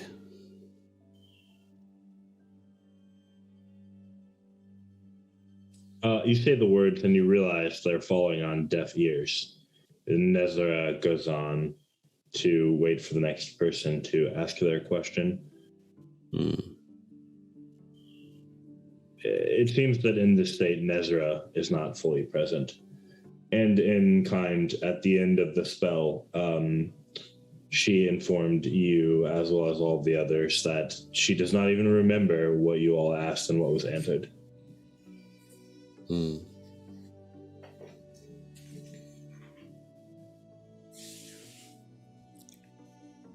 Anything else you want clarified before we call an end to the flashback?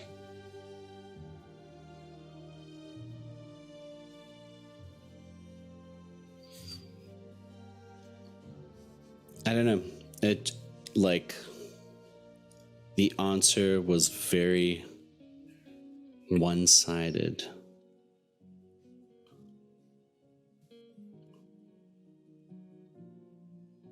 If that makes sense. Yeah. You were not given the opportunity to ask what would happen were the two countries to be united somehow. But I think your assessment that was not considered is probably fair.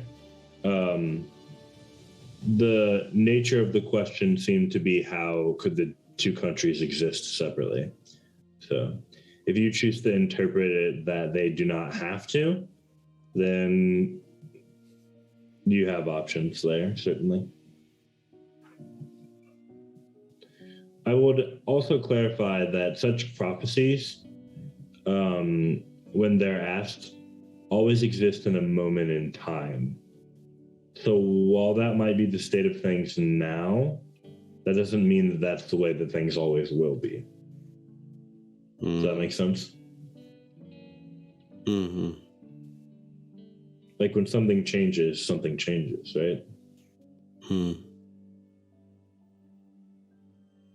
Okay.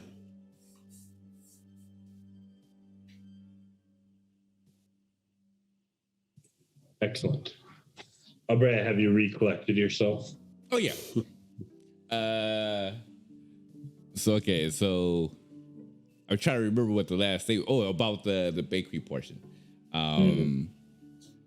And so they will look towards Timmons and say, "Oh, I'll be honest. I didn't even know you all like this. Like," and they'll point to the forest. I always figured that it was, something that you all had to do, but besides Jethrin and sometimes Mirror, because I know she talks about her boots sometimes. But I thought everyone else didn't really like the forest much, or nature. Hate to be this person. For the record, we're not in a forest. Well, nature area. I will admit it is not my cup of tea, as it were. But things that are important to you are also important to me. No Name Yet's head peeks out of the backpack and starts staring at Timmons. I start staring back. Uh-oh.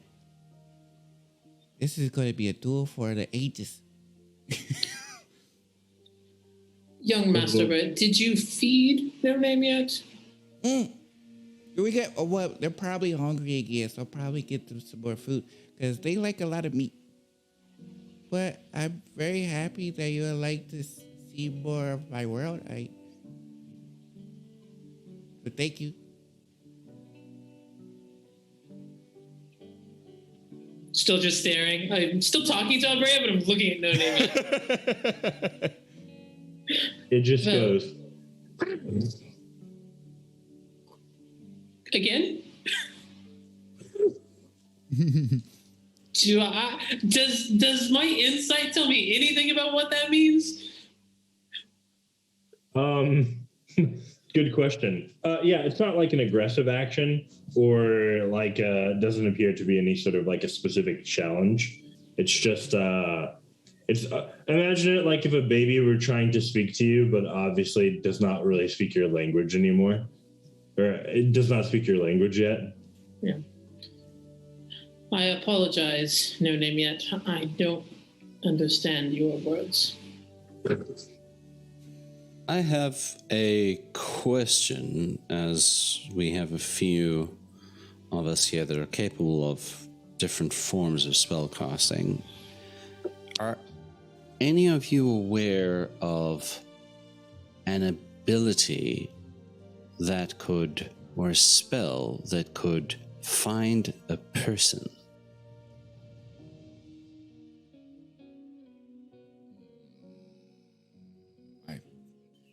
I think. Let me double check.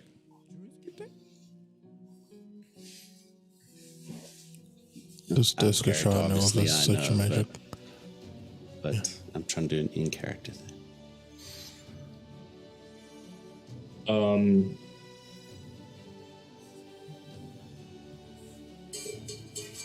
Strahd likely knows that such magics are possible, though without knowing the specifics. I'm aware that it is possible to do so, though I do not know of his exact nature. Well, why?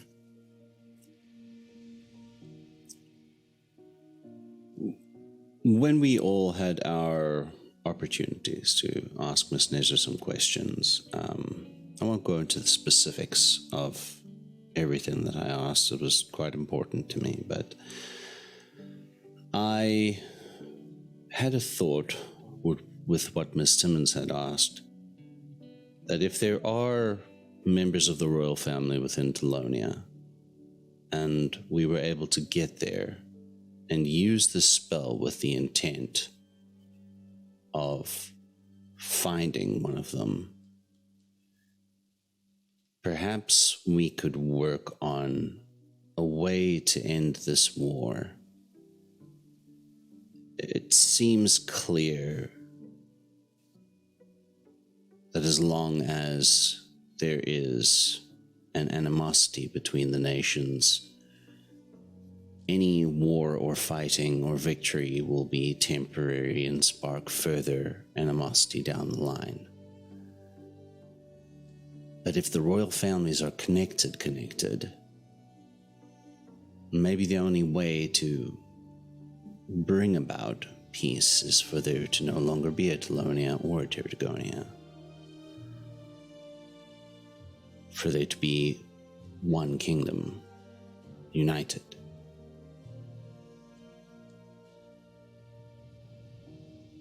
And that rarely happens at the point of a sword. It does not matter, unfortunately. Currently, none of us are powerful enough to do what would be necessary to bring about those things, nor are we capable of forcing the people who are more powerful than us to listen. What about you, Shay? So for the time. But Shay, don't you have like tons of like magic stuff, like that spell you did? I don't specialize in what I'm assuming is divination magic.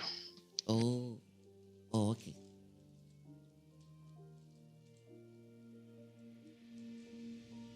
It's worth asking, Nabria.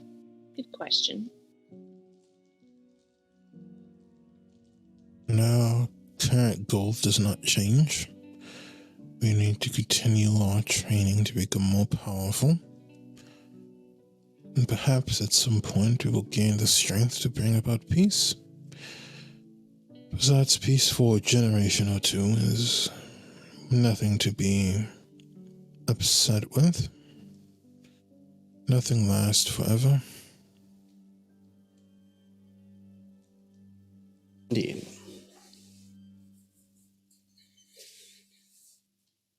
Any other conversations that you all would like to have tonight?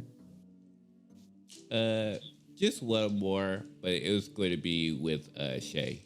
I know. Oh, and probably Mary's probably going to talk to me too. But Abrea is going to go to Shay and just say, By the way, did I do something wrong about the sword? Well, no. It's not one I'm trained in. Oh. Wait, what was the sword that was given? Was it a long sword, short sword? Long sword? Short sword? A long sword. Long sword. Oh. Oh, you can't use it? No, the weight's different than what I'm used to. I think either you or maybe Miss Marinova would be better with it.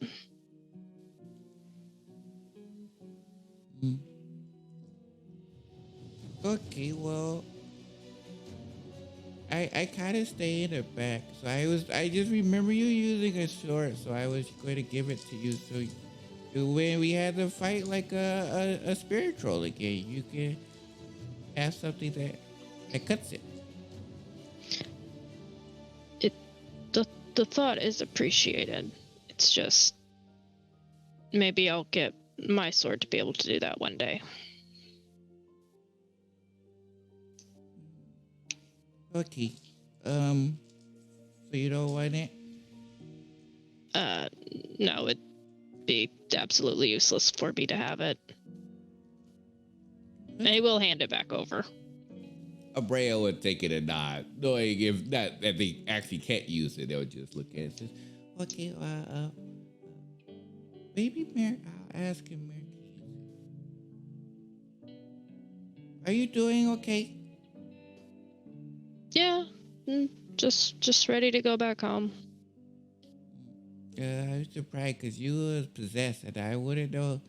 I would feel really weird if I was possessed. So it hasn't really affected you? How did that feel? Weird. But it's mostly just because we're out in nature and I don't really much care to be out here in the middle of nowhere. It was a bit unpleasant at the time, Shay, but it has had exactly 0 lasting effects on you after it left. Yeah. What? I'm fine now. Okay. Well, I'm glad you're okay. And I know that I love nature, so I know we can't really connect on that. But if you ever need to like talk, I have a pretty good ear. I appreciate that. Okay, I'm gonna go ahead and give this to Mer. Yes, definitely see if she'll have more use for it than me. And then they'll head on over to where Mer is sitting, or sitting. Mer, so Shay says that he can't use this. Can you use it? DM, can I? Is it a finesse weapon? A long sword. Oh, no, you cannot. That's not. Longsword is not a finesse weapon. Longsword is should be a martial weapon. I do, as a rogue, I have a proficiency in longsword. So I think, though, that it would be I believe it would be a strength-based weapon still. Mm-hmm. Okay. It'd be a strength-based, so you couldn't use sneak attack on it, sadly. It's a beautiful piece of craftsmanship, and well, I could use it. I just don't know if I could use it to its full potential. It doesn't feel like it's meant for me.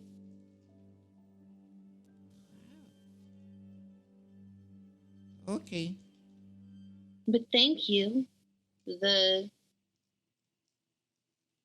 offer is generous. How are you? What? Well, a lot today. It is a lot. There were trolls, who can possess people. Shay, he said he was perfectly fine, so, I'm glad that he's doing okay. I know if I had just him towering over me was a bit scary before, military training just like took over. But that first couple of seconds, I was super nervous. And yet Shay was completely possessed. And he's just like, no, I'm fine. He has nerves of steel. He does, and it wasn't quite like the Shay we knew, Like there's a lot more to him than I think he lets us see. And having someone else, something else, take him over was... It was scary. It was scary. I didn't know what to do. Like, I tried looking through all of my military training, like Tactics 101, and there was nothing that talked about possession of people. I don't know if I even had that. I was so afraid. I didn't want to hurt him, but at the same time, I didn't want him to hurt anyone else. Mm-hmm. It must have been hard for Timmons to punch him like that. I think it probably was. But I also think Timmons... I don't think that's the first time Timmons has punched someone. Oh no, she punches people all the time. I mean, you just see her when she goes out in the fights. I mean, you just see fists and feet flying everywhere. It's like a tornado of limbs. It's true. It's very impressive. I will admit, I have often been impressed by Timmons. And I also was really happy that she wanted to experience nature with me. Like, and it kind of like squeezed towards you. It's like, so between you and me, I always kind of felt, I felt like there's different degrees, right? Like originally, that's too big. Oh, before, like I felt like, you know, you and Jethrin, you all like love me, enjoy me for who I am, and can see my nature stuff and all that kind of stuff. And then you have Kashad, who's like, who loves me but doesn't really understand me because he got taken over by a dark celestial person and became an experiment. So that makes sense why he can't understand me. And then you have Timmons and Shay, who is just like, who is this person? Like this little kid over here, like this is really weird. That's what I thought at first. I thought originally like they just kind of like tolerated me. I didn't really think they kind of like liked me at first. So yeah, I kind of felt like, you know, Timmons and Shay, they just like, you know, they just like tolerate me because I'm part of the household. But then when Timmons said that she wants to experience my world, I was like, oh, I think maybe she does like me. So that's really cool. That is really cool. And I think sometimes I think it's better to accept than it is to understand sometimes. Sometimes things aren't understandable. But if they're accepted, because not everyone can understand the same things. But if you accept other people and the way that they are, for the way that things are, maybe that's better than understanding in the long run. It's at least the least you can ask for. Do you think I can get accepted? I think you are accepted. You're accepted by me, and you're accepted by no name yet, and Kashad accepts you, and Jethrin absolutely accepts you, and our mother accepts you, and Timmons and Shay, they accept you too. And even if they don't understand you, they accept you.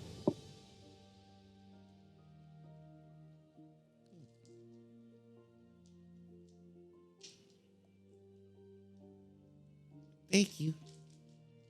Well, thank you for showing me that there are things beyond these petty squabbles. There's nature and life and things that live beyond, before, and in front of us. And thank you for that. Our Brad was just gonna jump in and give Bear a huge hug. Oh, big bear hug. Oh. Okay. So So I want to tell you something. I just got to make sure I can't. Because I made a promise that I wouldn't tell anyone. But I feel like since I could tell you fully, well, I think everyone will accept me, but you definitely accept me. So I think you can accept me. I think it might not be a problem to tell you.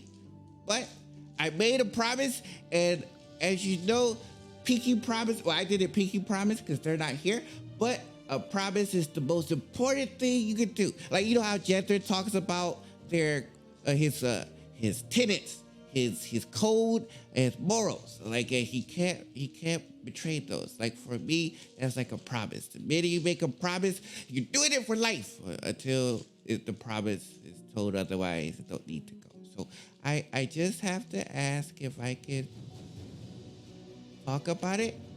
And if they give me the go ahead, I'll tell you. Okay? Okay, I want to hear anything you have to tell me. And if I have to make a promise, I will listen to what the promise I have to make is and decide if that's something I feel like I can do. Okay. All right. Well, I'm going to go ahead and do something real quick. I'm just going to be right there. I'm just going to write. I'm going to walk to the opposite corner, or I guess we're outside, so walk kind of far away where my back is towards Abrea so I don't see what they're doing, kind of give the illusion of privacy as much as they can have in this space. And Brea's going to take out their black book and write to the individual. And the writing is going to say, "Hi, so I was wondering if I can start telling people about us, because it's going to be a bit hard for me to talk to you because I can't really go by myself anymore, and I want to keep talking to you. I want to keep talking to you. Well, and I also want to tell especially my sister, because I can tell that she accepts me. I think she will accept this. So, is it right if I tell them about you and us?" You write all of this rambling stream of consciousness into the book. Oh yeah, of course. Okay. They're not going to be concise. They're 8. Well, 8, 12. The response is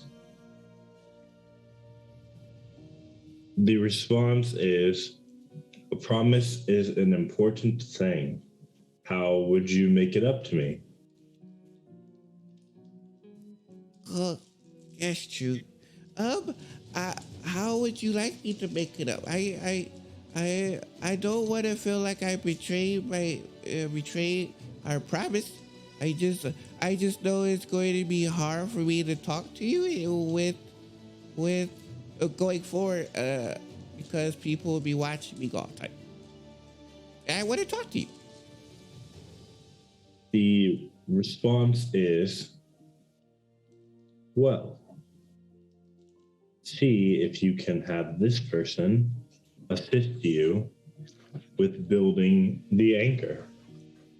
Then we can all speak together more intimately.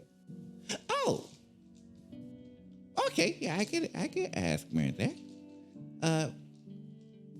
Okay, but I should tell her about you, right? You want to still keep the promise?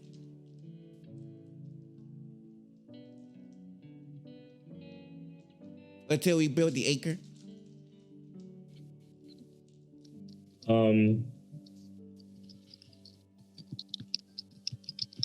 The response is, I trust your judgment of character. Make whatever decision you think is right. Brea wasn't ready for this.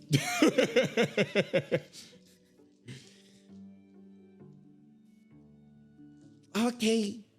Thank you. Yay. I cannot wait to see you. It's going to be awesome. Great experiences. Great times ahead. I look forward to building our relationship. Because I can tell that you really see me too. You see how I am. And you accept me. And so thank you. The response is, to be accepted is what we all truly crave. And there's like a big smile. They'll draw a big smiley face. It's like, that's right. And 3 bold exclamation marks in the book. And then they'll close it. And then they'll head over to Mare. Like, okay. All right. I can make this, but can you promise me something? I can do my best, but if it's something that I think is going to hurt the family or no, hurt our people, I can't promise that. Why would I ask you to hurt people? That's like the opposite of stuff I would do. I know, and I know that's not something you would ever ask. I know it seemed like it needed to be said. Okay. Yeah, I'm okay. So Ian and I were working on building an acre to the Feywild. I was wondering if you can help us. I don't know how much help I would be, but yes, for you and Ian, of course I will help.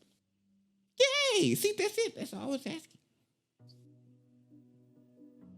Okay, so I have a friend.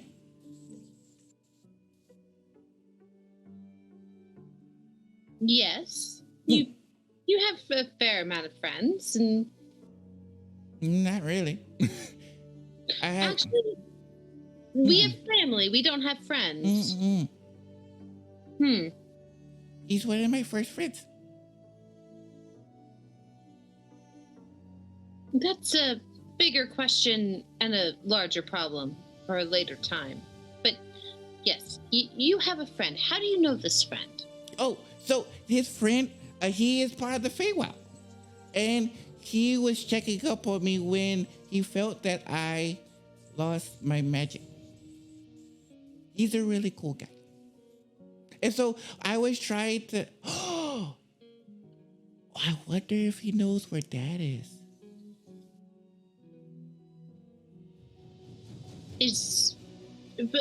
Hold on. You have a friend in the Feywild, and you think they might know where Father is. Well, he knows a lot of stuff. He was the one that told me that the person who tried to kill our cousin wasn't on this plane. So he can sense that he was on this plane. So if he can sense that if the Rakshasa was it, the person that Pierce was on the plane, then we could ask him if he sees if our dad is on this plane.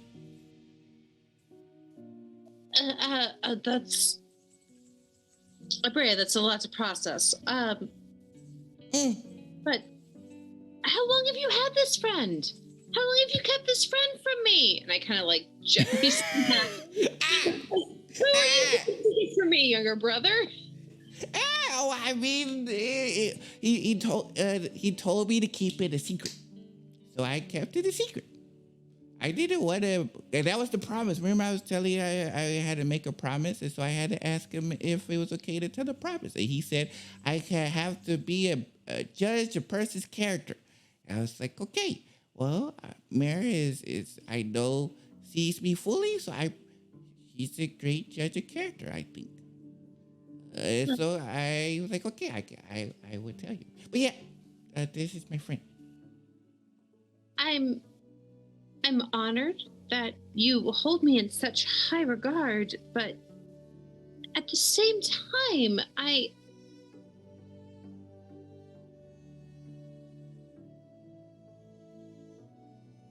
I would just hate to see you. You're so young, and you have so much life and experience ahead of you, and I would hate to see you walking down a path that someone else decided for you. Wait, what? Wait, who would decide for me to? This fae creature, this person, this entity you've been talking to, is their advice and their will and whims what you want to follow? Is it what feels right to you? He hasn't really told me any directions. I just ask him questions and he answers me. Yeah, he never gave me any instructions like, hey, you need to do this, that, and this. No. And besides, it's the person who I talked to, their lieutenant is who trains Shay's brother. So it's the same person, the same group. So Shay knows this person then? Well, no, because they couldn't go to the Feywild. I was the only one that could go to the Feywild because I'm a kid. But Shay's brothers, no, Shia knows. Well, I would assume so, since he learns from my friend's lieutenant. No, and that's fair. And I would like to think that our relative status and clout would help keep Shay's brother protected, and in turn, Shay's brother's status in the Feywild as a student would keep our family protected from minor inconveniences, at the very least. Yeah. So I just wanted to tell you, because that's when I went out and about and I play hide and go seek. I was also talking to him because again he could tell that my magic was gone and wanted to check up on me. You know, I appreciate that they cared that much. I was worried as well. I know how important it is to you, and not being able to access that, how similar to the rest of us you must feel. Yeah, it felt weird. Like a big portion of me was empty. I almost like a shell. Like the only thing that kept me like with me was like my bow. I did feel a little more confident after the fight was over, but still, I didn't feel normal until it came back the next day. Well, I'm glad you are whole and back and with us. Thank you. So yeah, so maybe he knows where our dad is, where our father is. I could ask him. What's the worst he could say? No. That's right. Because then we're exactly in the same space we are now. Mm-hmm. But then what if the answer is yes? All he's going to say is your father has become more powerful than you could possibly imagine.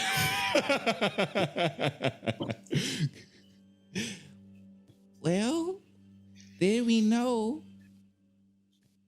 It just seems like there's just... See, that's also the hard part, because then you get this information, you have to figure out, how do you tell people this information? Like when I found out about the person not being on the plane, I didn't really know how to tell because I had to keep it a secret. So I just went to go talk to Ian. So it's kind of hard. You get information, you don't know what to do with it. I know this seems like a lot. But I do know someone who is very good with knowing what to do with information. And it's Kashad. He's very good at that. I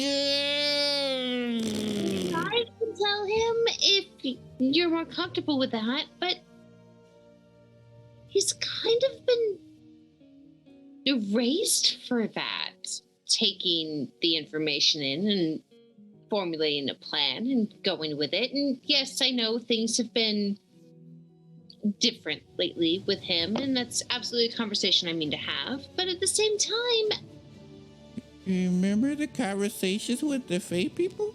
The Shah didn't like the Fae people. And it was like a major standoff between the two. Like when we had, Jethrin and Kashad on one side and the others on the other. I was afraid a fight was going to break out. So I'm not so sure that's a good idea. what if I take the information you're giving me to Kashad? You know Kashad trusts me, and he will listen to me somewhat and make a case. But I already know what it's going to say. It's like, I can't even leave the forest. He's not going to allow me to have this friend. Seems like you have the friend already, no matter what. Well, kind of, but I'm not. I just wanted the last. He's really cool. It'll be hard because then if he says I can't go, then what's going to happen is I'm going to have to choose between my friend and my family and my brother. And I don't want to be placed in that situation where I have to be like, well, who do I choose? And of course, I'm going to have to try to choose Kashad, but then I will lose the only friend that I have.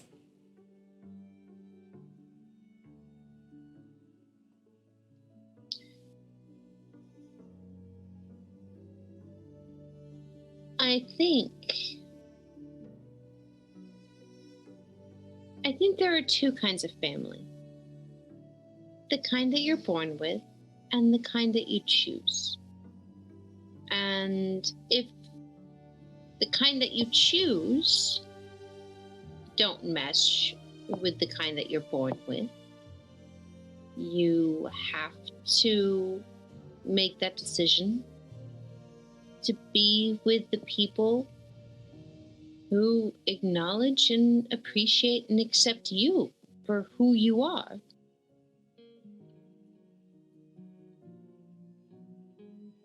But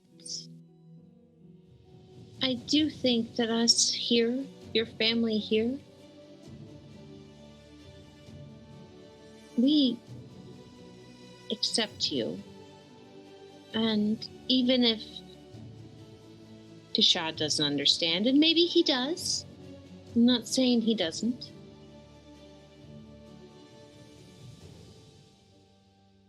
we're still here for you. I'm still here for you.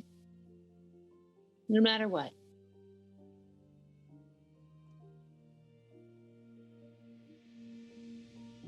So does that mean you're going to tell him? I don't know. I want to tell him. It's Kashad. He's my older brother. I tell him literally everything. Even when it's embarrassing and difficult and terrible. But then I'm torn because I want to keep your secrets and allow you to tell these aspects of who you are on your own terms. Let's give it some time. How about let's get out of this place. Let's get home at least. You have a week after we get home. We get home, and then 7 days after that, you have to say something.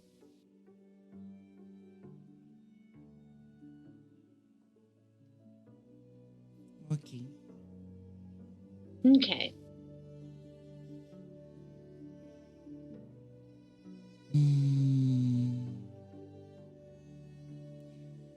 Well, is that fair? Does that seem fair to you? guess it has to happen. So You can't keep it secret forever.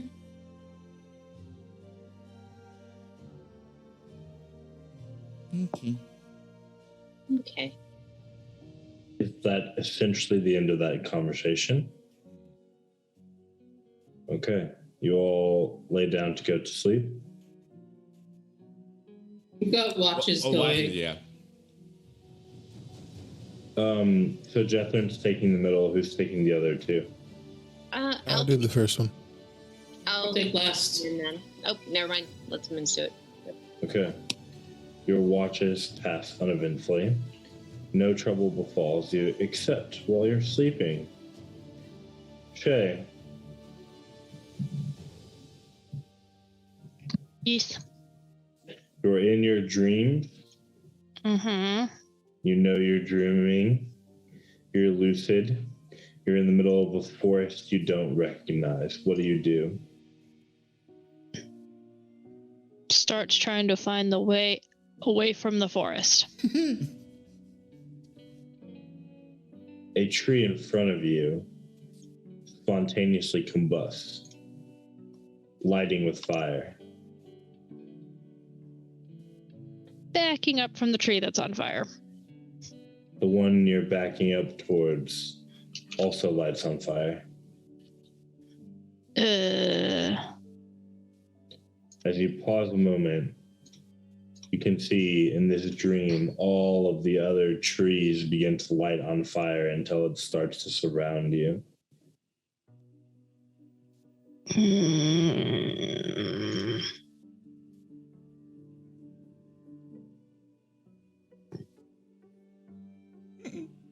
He's gonna just like try and see if there's an opening to go through. You search. You cannot find an opening, and unfortunately, it gives the fire time to burn, consuming the forest as it does so. It begins to burn brighter until all Shay can see is fire. The flames start to lick their way towards you. What do?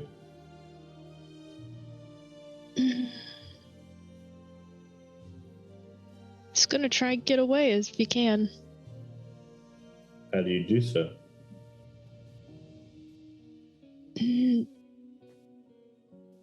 Misty step. You try to call upon your spells. The magic, a gift from your mother, that as of yet has never failed you. But no magic comes. Flames lick their way closer to you.